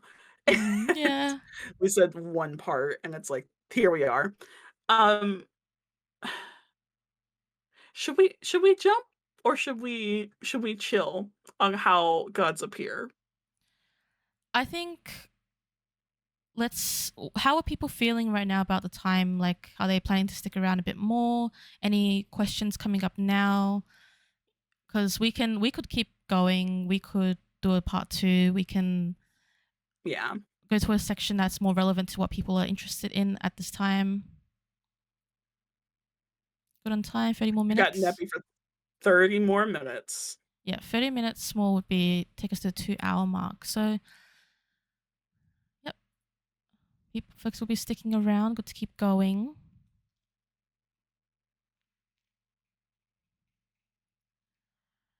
I think I just highlighted in doc. I think we go to this part and then we just continue onwards and then we revisit timing. Yeah, let's do it. How you start in the work. Yes. Cool. Yep. So we'll be able to do this section and then we'll be able to answer how you start in the work. Eh, Yeah. cool. Okay. So, well, the question we had for this heading was this god acts differently when an oracle is speaking. Why? Why does that happen? Are you asking me? Yeah, I'm asking you. We're asking the gods actually for this one. So this is a question that I get a lot as someone whose main form of oracular work has been channeling for so long. It's even like before I started saying I was channeling, I was channeling. I was just honing the skills, so I would never speak up and say that I was a channeler because you'll want to practice a little bit before you start saying that you can do that because it is something that's like highly sought after in the community. It gods can appear differently through different channels. Like at the end of the day, a channel is a being that a god is speaking through. There can be similarities and differences, but that doesn't mean that the channel is flawed. So when I say that the channel being flawed, it does not mean that this channel is faking. It does not mean that this channel is lying. It just means that every channeler is different and their method of channeling is different from one another because I'm Elle, you're Quinn. We don't channel the same way because you're not Elle and I'm not Quinn. Mm. Everyone approaches it differently. There's not an Olympic size rule book for what we can and can't do. Like there's not someone waiting here to mark down penalties for us. What we do is what works for us. So if a god acts differently depending on the oracle who is speaking, it's because the oracle is channeling the god in a different way. And as this is especially true with an oracle who is not used to channeling a specific divinity or deity. It's like as they settle in and begin to channel them more over a course of time, they will start to pick up on little mannerisms that are consistent across channelers for people who channel the same deities and divinities. But it's like in the beginning, the oracle is still getting to know the deity that they are speaking for. That connection is still forming. It is strong enough to deliver messages, but for those little subtleties, like the ways in which people act differently, it's something that is established over a course of time and it looks different for everyone. So it's not like this person's lying or that they're being untruthful and they're just saying that they're a mouthpiece. It's like everyone is different, everyone's experience is different. And there is a question in chat that I'm looking at right now that I'm going to answer. Yep. The question is, do you think that has to do with different people channeling different aspects of the same deity too? I do believe in that. So if you're someone who believes in specifically calling upon epithets and those epithets kind of being separate entities from the entity that they're representing almost, so like saying that Apollo Peon is different from like Apollo, big Apollo, just Apollo, like if there's someone who subscribes to that, it can be someone channeling a different aspect or epithet of that same deity as well. Or a lot of times it's someone in that same regard, it's someone taking a little bit more of that energy in or separating themselves from the wholeness of energy. So like when I started channeling Hecate, her energy and her presence is just so massive. And as a college student, that was a college student who was basically on their own in this regard, that was a lot for me to understand and to work with as a whole, just like that fiery feeling in me when she would step in. And it's like, okay, we're gonna take these baby steps. It's like, okay, wow, that was a lot. Let's back up a little bit, shall we? And just take these baby steps to get to the point where I have progressed enough as a channeler to be able to let her in fully and be able to step away fully and just let her use me as that divine channel. So yeah, different aspects being channeled, different amounts of energy being channeled are all different ways as well that channelers can appear. Quinn, do you have anything to say to that? I think you pretty much covered it. Like it's that it's not as simple as, the god just puppets a human being. Like it's not here is now manifestation of them in this body. Like even just the Mhm. fact that we're all different people, it does influence things. And yeah, I think it's normal and good to think that like gods can act differently as well. Like Yeah. that's just a wider thing in general, like a blanket statement of beyond oracular work, just deity work and worship. Gods will appear differently no matter what. So I think Yeah. that's yeah. So I love that one. yeah, we'll be we kind of like blurred the line for this transition, but we are going to talk about oracles in the modern day now. And this does touch on a couple questions folks have about how you start in the work. You know, what is that? What does it actually look like? What does it mean? So, just for a bit of insight, what we have coming up, why would someone want to be an oracle? Why wouldn't someone want to be an oracle? Uh, Commitments and roles behind it, and also, lack of roles and commitments behind what this could look like. What does it look like to be an oracle in different settings? And we have a bunch of misconceptions we can talk about as well. Uh, I think one of the good questions we can touch on actually is the question of how do you start in this work? I wanted to touch on that because I feel like it does provide a bit of a scope for what we're about to talk about. Because what this work isn't defined by one thing. So I've tried to mention a couple times, like it's not just a role or path you take, a formal thing of like being an oracle of a god. Oracular work is, as Elle said, umbrella terms. It's an umbrella term for a type of working you can do with deities and spirits in this context. It's like, oracular work can include divination, as, tarot divination you do. Oracular work can be, I believe it can touch on the sort of hedge writing, witchery, and how like different ways of communicating with the gods. Like I think communication is one of just the big things, and that doesn't have to only look like one thing. And I guess like one way you would want to start is figuring out your intention in a sense, but it can be a bit tricky in that case because you don't want to limit yourself in what you want to explore. And it changes as you've probably heard from the way we've talked about like our own pathways in oracular work. It can, but I think it can like start in skills, I guess is one way to describe it, and like identifying which Yeah. skills you want to practice. I noted like I wrote a note here saying divination as a baseline because I think a lot of oracular work starts from just learning a method of divination, practicing it, doing it for yourself, doing it for other people. And in this context as well, religion question mark, in that our like oracular work is heavily defined by our connections with the gods, right? You can do divination in the secular sense where you don't have any gods in it, like you're just reading, depends on what your perspective of divination is. But I do believe that if you are wanting to learn more about oracular work and how this has a place in your practice, divination by the method that you wish to practice, which commonly is tarot and oracle, and also cultivating your connections with the gods and communicating with them, saying that you want to learn how to, develop these skills and be connected with them in a way that can bring about divinations, oracles, things that can be said and communicated, then that's a good way to start. It's Mhm. I think that applies to like any sort of path you'd want to walk in this work. What do you think, Elle, on that?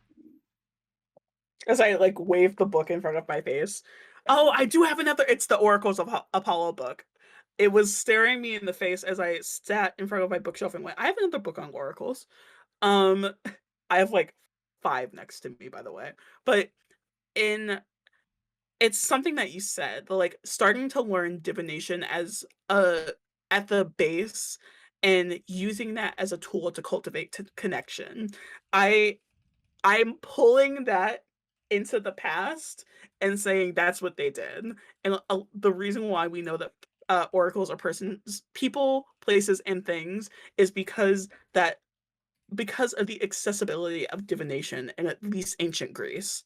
Because Oracle, like the Oracle of Lots, or like the alphabet Oracle, like the ability to be anywhere in the ancient Greek world and uh see some form of bowl there with pottery shards that are inscribed with ancient Greek letters, and to pick one out and to be able to determine your path forward as a result of what's on that pottery shard is just, it just speaks to the accessibility of oracles and how like seeing that was just your way of connecting to every oracular god out there.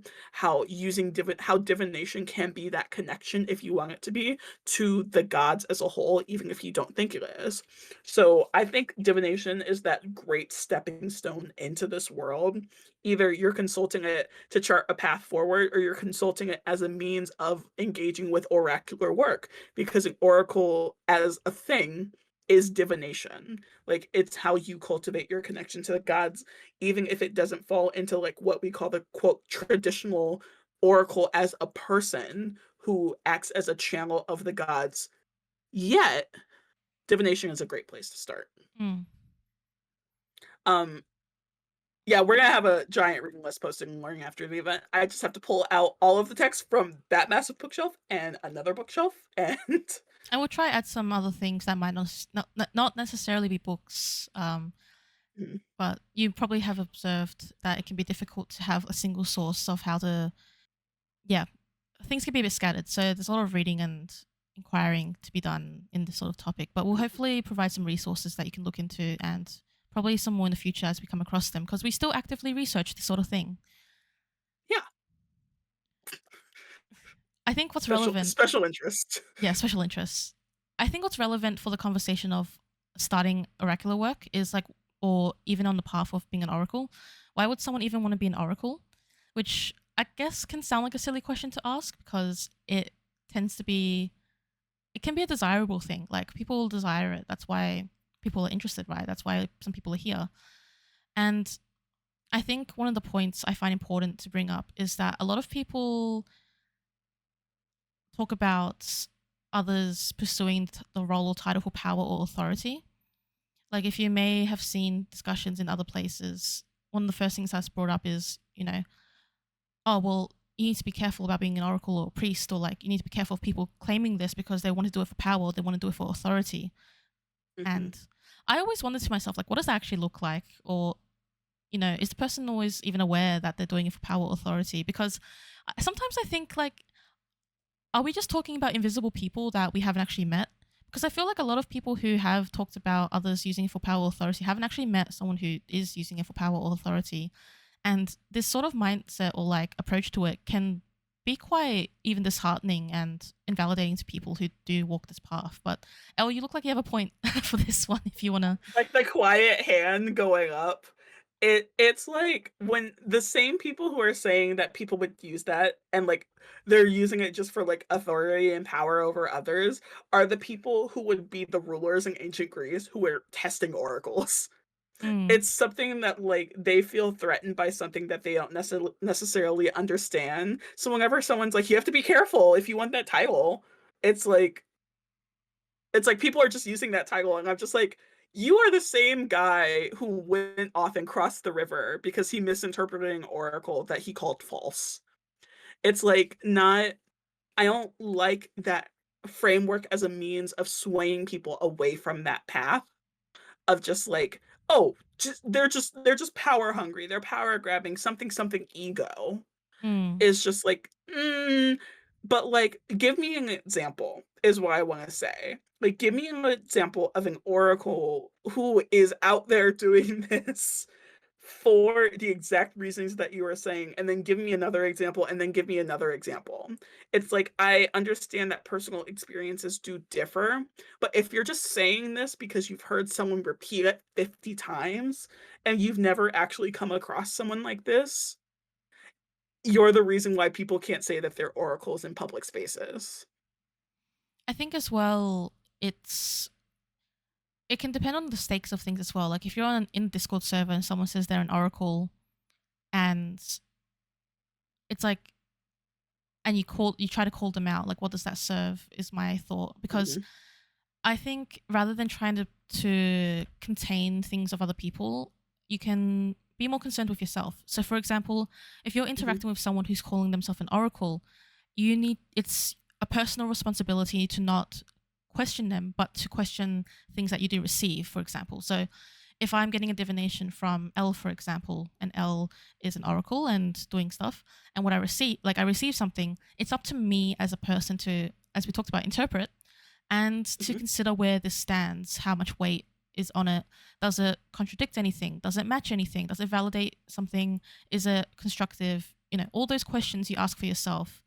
But that's in regards to the thing about power and authority, because people don't only want to be oracles for power and authority.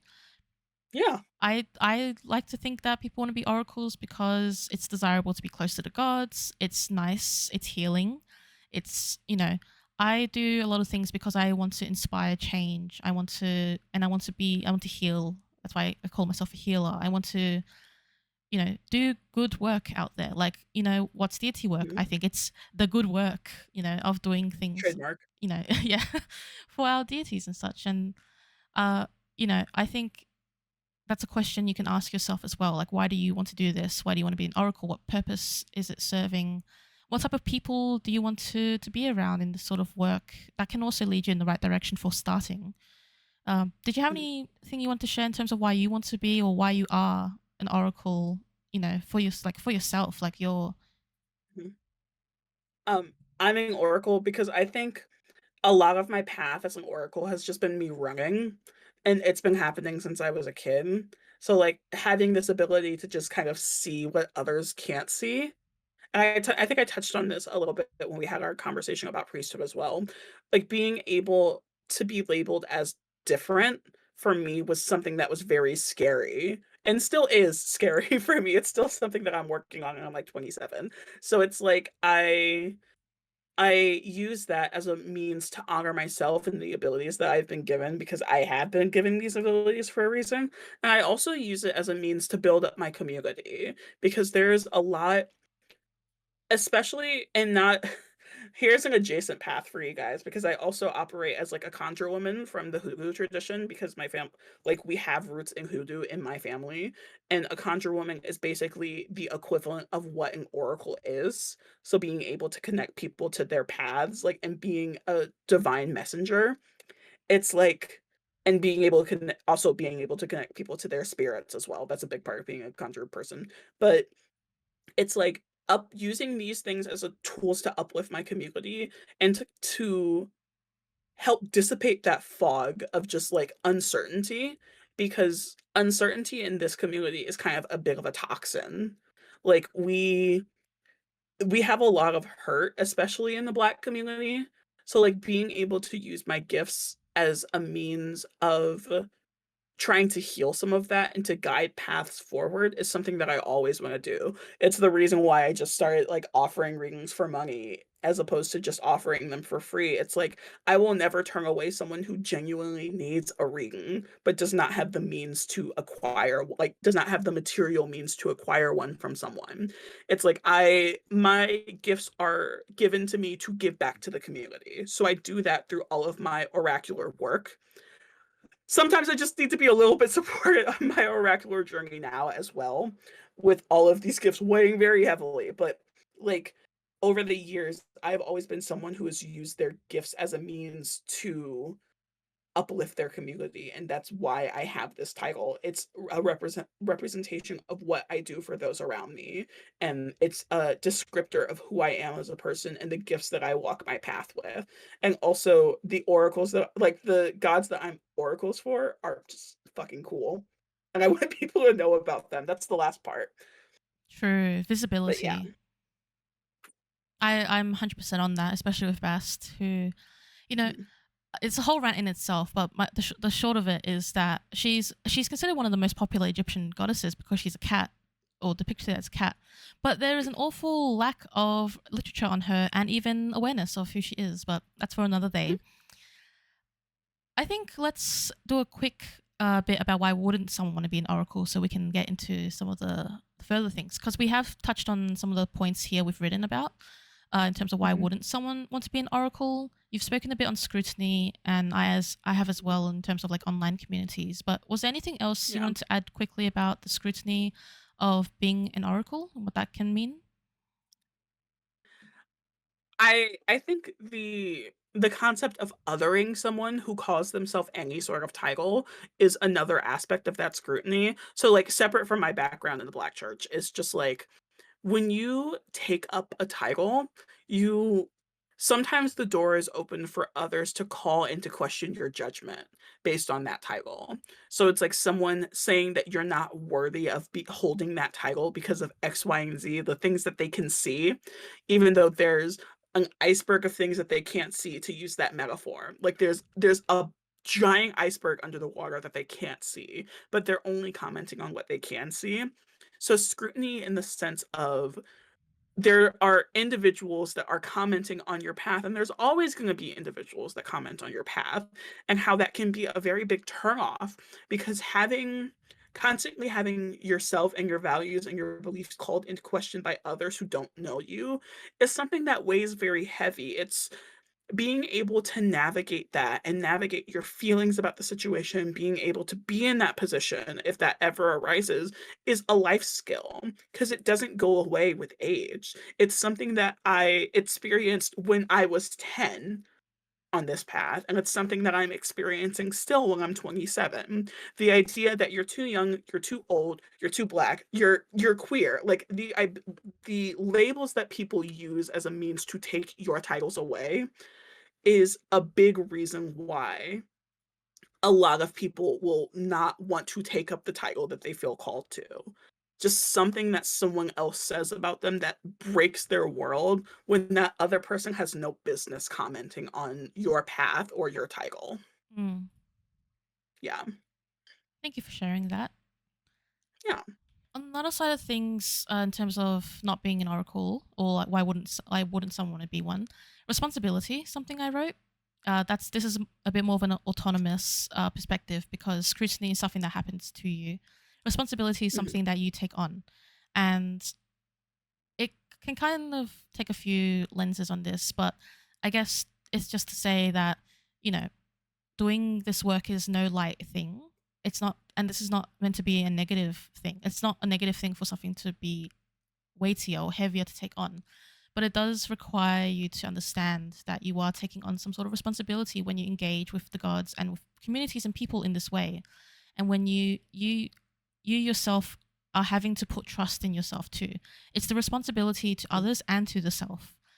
Because if you're not seeking growth, if you're not seeking, change, if you're not seeking, or essentially like change is the big word, because doing this work will keep changing you, because you're going to continue finding things, interacting with people, interacting with gods. It's responsibility in the word, like just the word of responsibility. And so if someone doesn't wish to pursue that either now or ever, that is very understandable. And it's not something that is bad. Like, it's not to look down upon if someone isn't doing this work. So that's my thought on that one. And I wanted to Mhm. quickly touch on as well, like we've spoken a bit on it, the lack of community or support that can exist in terms of things like training and also spaces to be able to actually use these skills. So Mhm. one of the points I wrote about is, for example, the prevalence of Wiccan tradition. One of the books I'm reading right now, which I don't necessarily, this is not necessarily a recommendation. This is just me talking about it. Just I'm currently reading Lifting the Veil by Janet Farrar and Gavin Bone. It is a heavily Wiccan influenced book. And that's because a lot of what we know in modern day about these traditions are either Wiccan, or they are based in maybe closed door initiatory or cultural based practices that, these two authors, they are white, may not necessarily have the permission to speak about. Yet they do speak a little bit about something they shouldn't speak about in this book, which that's one of the reasons why I don't necessarily recommend it. But yeah, Wiccan prevalence, because of things like drawing down the moon and those rituals that they have as part of their tradition. It means that a lot of and because a lot of literature out there about witchcraft and about devotion is Wiccan inspired or influenced, it can have people feel unseen, and it means it's harder to talk about these things in outside the context of Wicca. But Mhm.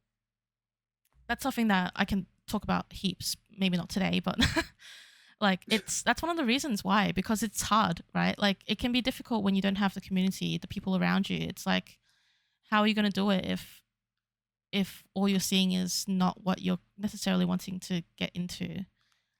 Yeah, exactly. Like sight and visibility is such a powerful tool that is rarely talked about in modern day spiritual circles as well. So like your ability not just to see, not sight in the sense of like clear senses, but your ability to see yourself as something is something that's kind of glossed over in a lot of these spaces, but it does have to do with this aspect of visibility as well for where you want to be. So like if you can't see yourself as someone holding this role, because you aren't in the community that kind of uplifts these things, and like it would be unwise, quote unquote, or unsafe to be able to step into a space as what you want to do because that space is not built for you, I would say. It's hard. Like there are those gaps in visibility where that it just causes that like lack of community support, and it takes away from your ability to be able to engage in the community. So it's like the reason why a lot of people who hold titles are ones that are able to create their own communities in that sense, because it's knowing, or create their own communities that have that like substance and that depth, because it's knowing that you need something and that you know what it's like to not have something, so you create it for others because you don't want others to have to go through what you went through. Mm. So, like, if you can't see yourself as something, and that's something I love about, like, generations like ours and, like, those who are younger than us as well, if you can't see yourself as something, you'll be the first. That's okay. And you'll yeah, and that's okay, because 'cause you're paving the way for those who are younger than you to continue moving forward and to know that they have a place in these spaces, and that they have a place in these roles, and, like, have a place with these titles, no matter whether or not they can see themselves, because you're standing here, you're waiting for someone to look at you and see that they are worthy, they are meant to have this. Mm. All right. Well, the next section is my favorite one, which is about how we actually see like what's the do, like what's what do we do, what's the action, like how do you see it, how do you get into it, a bit more Mhm, about like how to actually get started into it, because we have a few cool examples. But uh, as we've noted already, oracular work is not just a path; it can be an aspect of the deity work you do, or your devotion, or your spiritual practice at large, your witchcraft and mhm, umbrella term. So it doesn't only take one appearance. Channeling itself has a million ways it could be described and appear. And mhm. other forms of like this work, not just channeling, but like astral journeying, meditation, trance work, all these different words, even different practices. So with that context there, I'm really excited about this bit about like what does it look like to be an oracle today? And we have a few things here. The first thing being about formal group ritual work. So, what does it mean to be an oracle in ritual work as a group? And I will invite Elle to speak a bit on this first, and then I want to talk about an example I have to share, and then move back to Elle for their one. So, off you go, Elle. Oh my god, I the just my jaw falling on the ground. I was like, "I get to talk first." Um, Bye, Neppy, thanks for coming. Um, but yeah, so I love talking about oracles in modern rituals because it's like something that's shrouded in mystery, and I love that as an aspect of ritual work.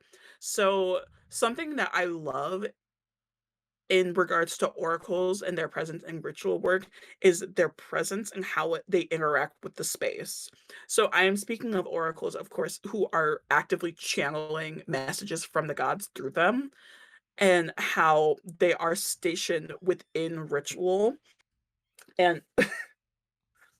and in that regard, having a space like in within a ritual where you are moving through different rooms and being able to go into different rooms for different reasons, and then you come into like one of the final rooms and you see some a veiled individual sitting there, and their energy does not mirror their own at all. Like this is someone that you know, and you know that like who they are is not who they are on a day-to-day basis, but you just feel the energy and you feel the presence of something greater than yourself.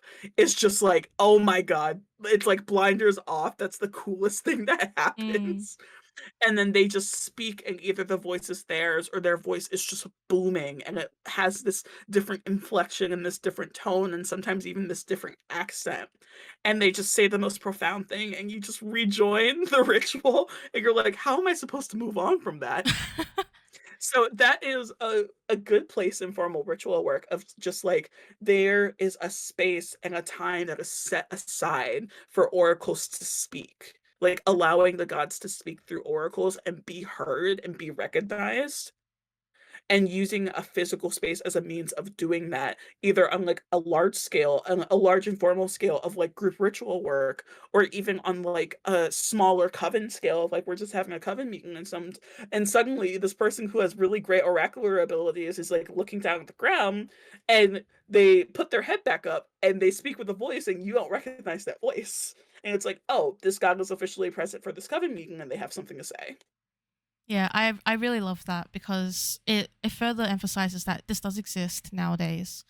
Like, Mhm, you know, referring to the book I'm reading, there's a bunch of pictures in there from the early 2000s and earlier than that of these rituals where we have a priestess or a priest, typically a priestess I've seen so far, veiled mhm. and speaking as an oracle. And it's just so beautiful. It's something Yeah. that I think needs, like, we need more of it.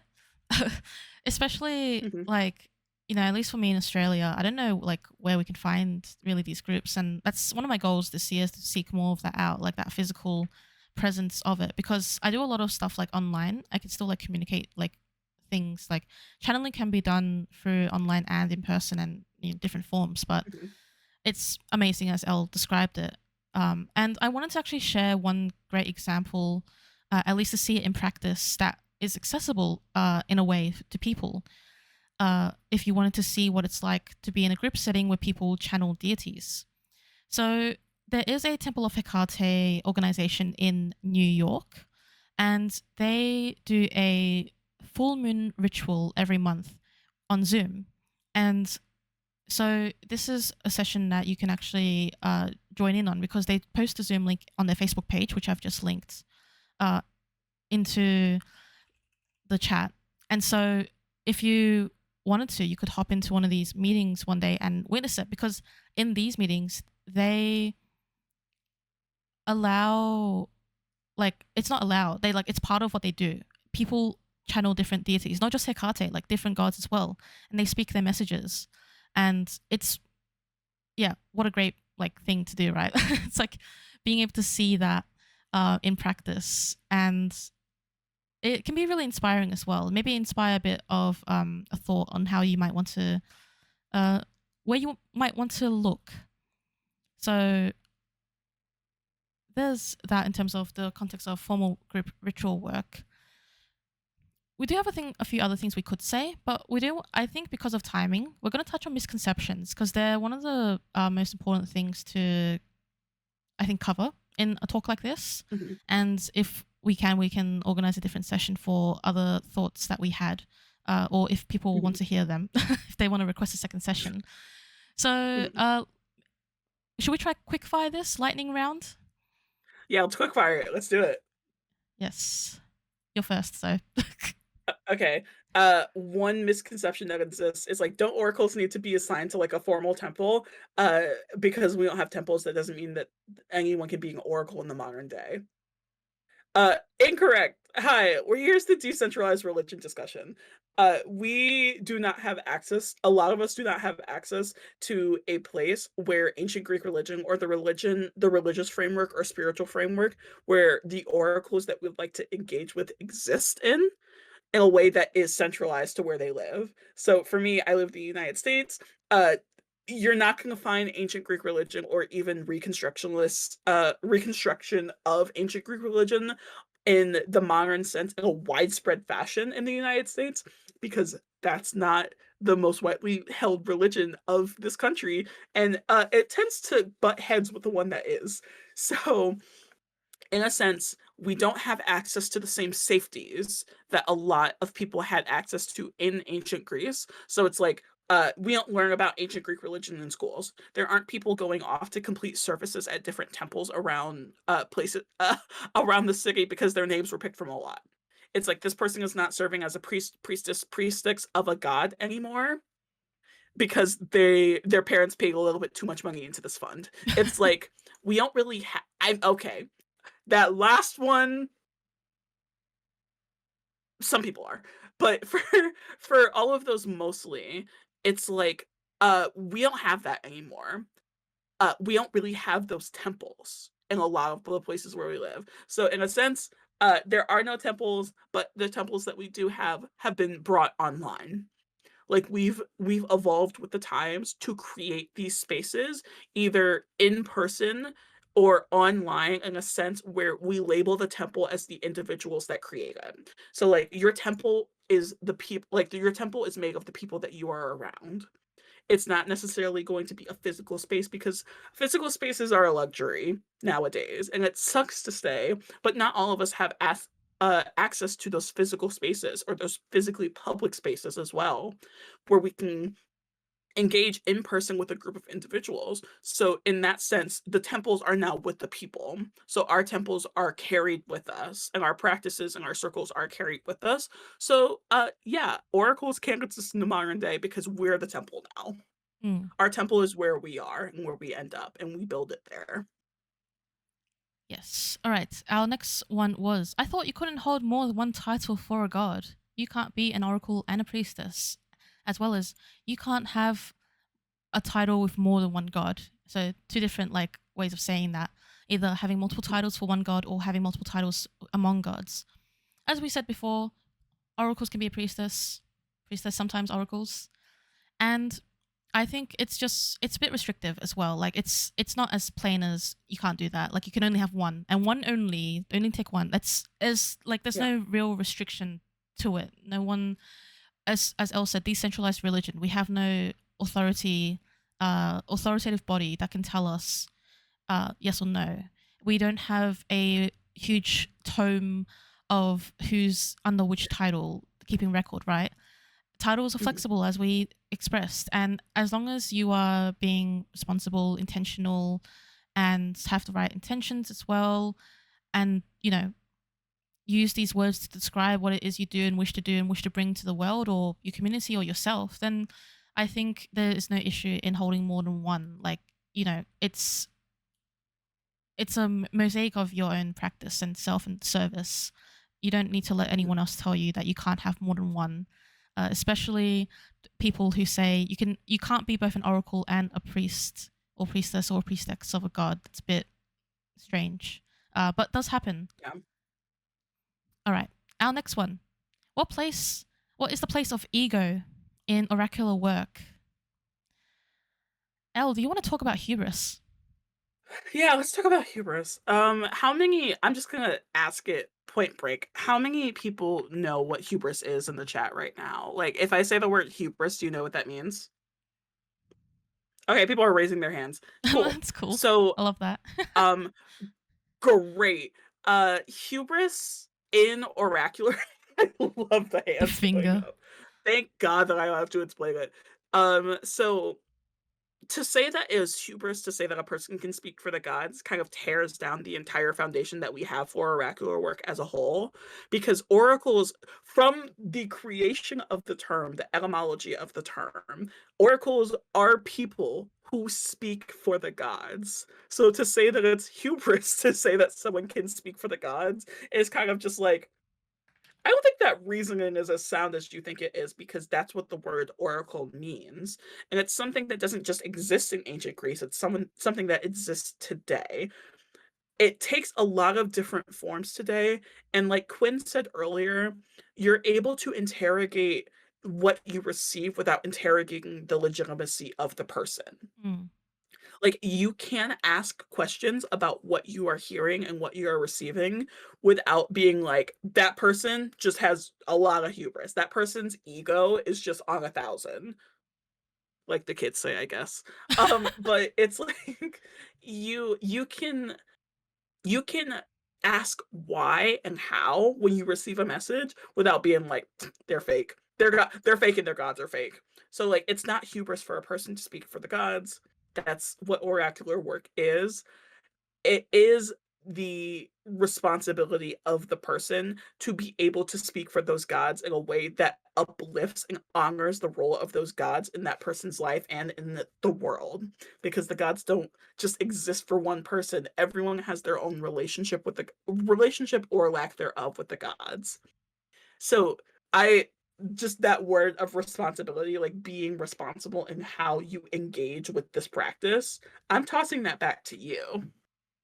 Yeah, I use the word etiquette to sort of describe it because Mhm. it's horrible etiquette to come into a space and say to like to use like Discord as an example, ping someone and say, "Hey, this god says this about you, or says this to you, or this god is upset at you. This god is angry at you. Nope. You did something wrong." Do not use your oracular abilities to do that to another person because that is very, very Mm. poor etiquette, and that is Yeah. where that is kind of where the hubris bit comes in. Is like using your Mhm. status as someone who's able to speak with the gods or hear the gods or however else to speak on top of someone to put them down. Mhm. Consent is important. Mhm. You should always have to consent to receiving divination or being read. It's just like it's just common sense, right? Because no one Mhm. wants to just be randomly told that a god says something and you're like, where does this come from? What does it mean? I'm kind of like caught out of like just out of nowhere. That's why I think like there's a nuance to etiquette. And it can change with individual relationships. Like for if you and a friend have are wanting to practice, and so there are certain rules and ground rules you set that are not the same as you would do in a public space. Very cool, but it's Mhm. always I think where this comes in most importantly is just how you navigate it with other people and how you use it in a way that doesn't harm. And it's like sometimes it can harm because people don't like hearing certain things, but the idea of like don't be a bit aware of how things can come across, especially if you're just jumping in and claiming a deity says something without permission or just like Mhm. it's not always for the right reasons, I guess, is to say like Yeah. yeah, that's my thought on the yeah, there's a bit of nuance to that. Yeah. And in that regard, I'm jumping to like, are people am I allowed to test the people who say that they're oracles? Uh again, you have to really like you can I love the idea that you have to consent to receive a message. You also have to consent to testing. Like consent is key in all of this. In most of if not all of your life as well. Just like have you can do not test oracles without their permission or without their knowledge. That's just first of all a really shitty thing to do cuz like you are again, you're allowed to interrogate, like I said, without calling them into question, but also you need to understand that the gifts that people have as oracles are not a circus attraction. Like, you cannot test people with 100% accuracy because gifts can't be summoned like that. We can't really operate within our gifts like that, and it's kind of messed up to think that we can, and it comes from a framework that does have a lot of roots in I would say Christian views of these traditions of just like, "Oh, I'm gonna say that they have to call up this thing and they always do it because that's present in a very prominent religious text that is used in Christianity, that, like, they say something happens and then it happens. It's not like that here. Like, people's gifts are not a circus attraction. You can't just call it forth and expect it to happen all the time. Like, Mm. that's also just highly disrespectful. Please don't do that. But yeah, that's how that works. And then our last question here is one we've sprinkled across our presentation already, our conversation about are oracles always right? And well, as we mentioned in the ancient contexts, it wasn't a matter of if something was right or wrong, but the interpretation for one. And my sort of additional perspective on this, what I believe about oracular work and divination, is that it should be collaborative. And what I mean by Mhm. collaborative is that it's not all on the oracle that you're speaking with to tell you everything you need to know to understand what the god is trying to tell you. It's there's meant to be that element of feedback, and it's sort of like related to this testing thing as well. Like, for example, you go see a reader in person in a shop and you go sit down with them and you wait for them to tell you something you don't know, or like something they shouldn't know, or you wait for them like for something, or you don't give them anything when they ask you questions or when they tell you something. Like, they may reveal something to you and then you're blank, you just sit there and do nothing. I think it's in your best interest as a client, and this is, I say this as well as someone who gets readings from other people, right? Like, I'm not just saying it from the reader perspective, and I say this to like people I know, my mum as well, she gets readings from people sometimes. It's always in your benefit to understand what you actually want going in, and then to be able to be open in communicating and collaborating on in the process. Like, for example, one thing is, if you don't want the oracle to just tell you about the situation you already know about, you can be like forward and say, "Here's what I already know. I want to know this," instead of just sitting there and waiting, because uh, collaborative effort. And so, going back to the question, are they always right? Well, it can depend, because sometimes oracles will tell you things that are more obscure, more abstract. Sometimes they'll tell you things that are really detailed and things that you're like, oh, well, this really tells me that they know what they're talking about. But at the end of the day, Mhm. if you receive it without being able to assign meaning to it and without being able to provide, like, it's not like feedback as in like you have to like tell them things. You don't, like, you're never like obligated to disclose anything private or like important to you to your oracle, but it's more that, you know you can't just leave it to them, essentially, or like Yeah. ask them, but what does this mean, but what does this mean, where does this apply? Because part of the process is you thinking about where it might apply, or even just waiting to see where it does. Hopefully that Mhm. was, I went a bit like woo, woo, woo with that explanation, but um It's a good that's explanation. that's my thought about like our oracle's always right. It's like, it's not, that's the not the priority, I guess, in a Yeah. way.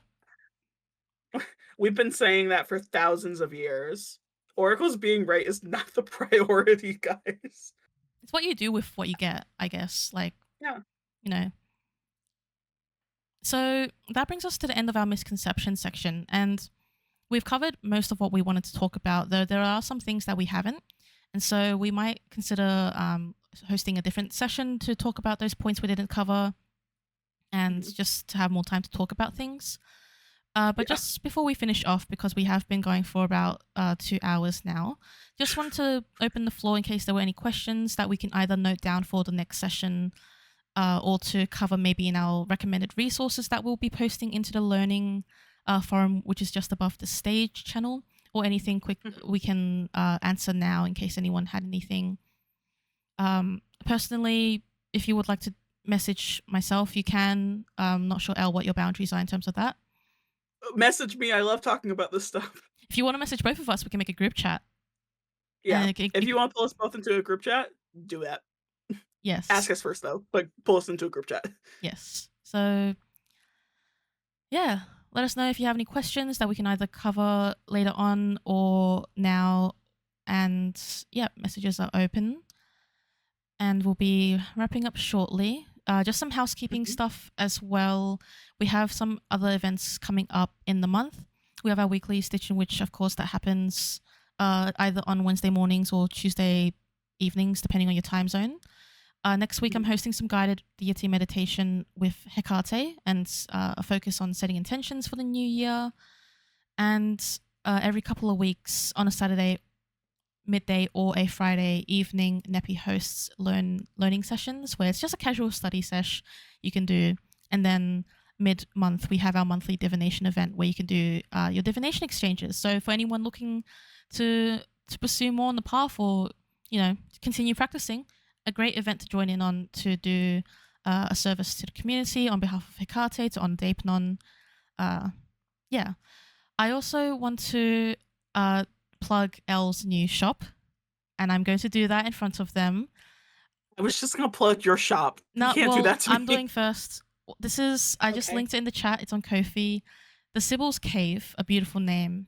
And Elle, as they had mentioned, they've been practicing as a witch for 15 years. They've been doing divination for over a decade. They are so experienced and very skilled and talented. I like Elle has channeled a handful of deities for me, and they've always been very distinct and accurate and insightful and helpful, like these sessions, these readings. And so I can't emphasize enough how much quality you will get out of these readings, and get them while they're still priced like this, because people are gonna one day force L to price them higher because they deserve to be priced higher. Just saying. Ooh.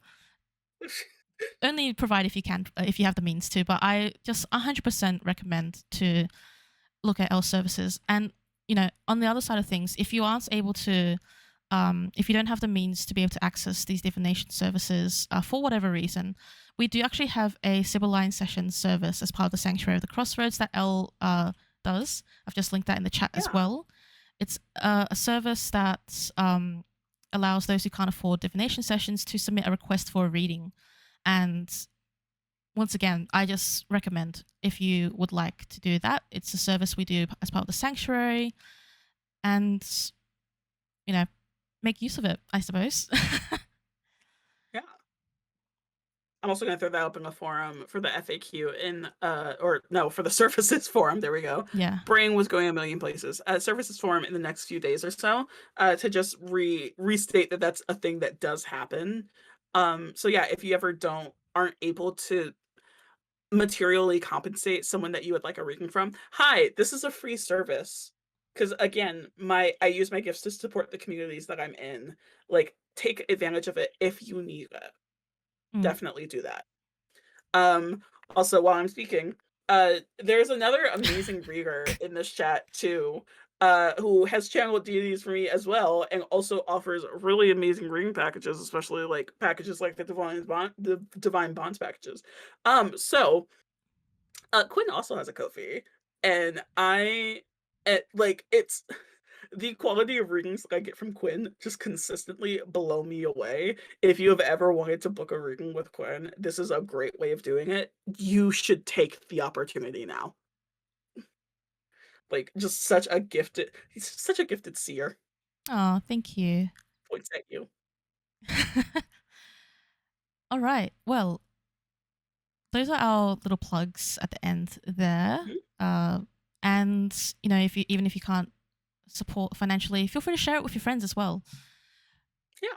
And if you do have any questions moving forward, you are welcome to, if you want to in an event, open a ticket, ask us questions. Even if you want us to do a whole session on like one topic, you can also ping us in the questions chat in this server.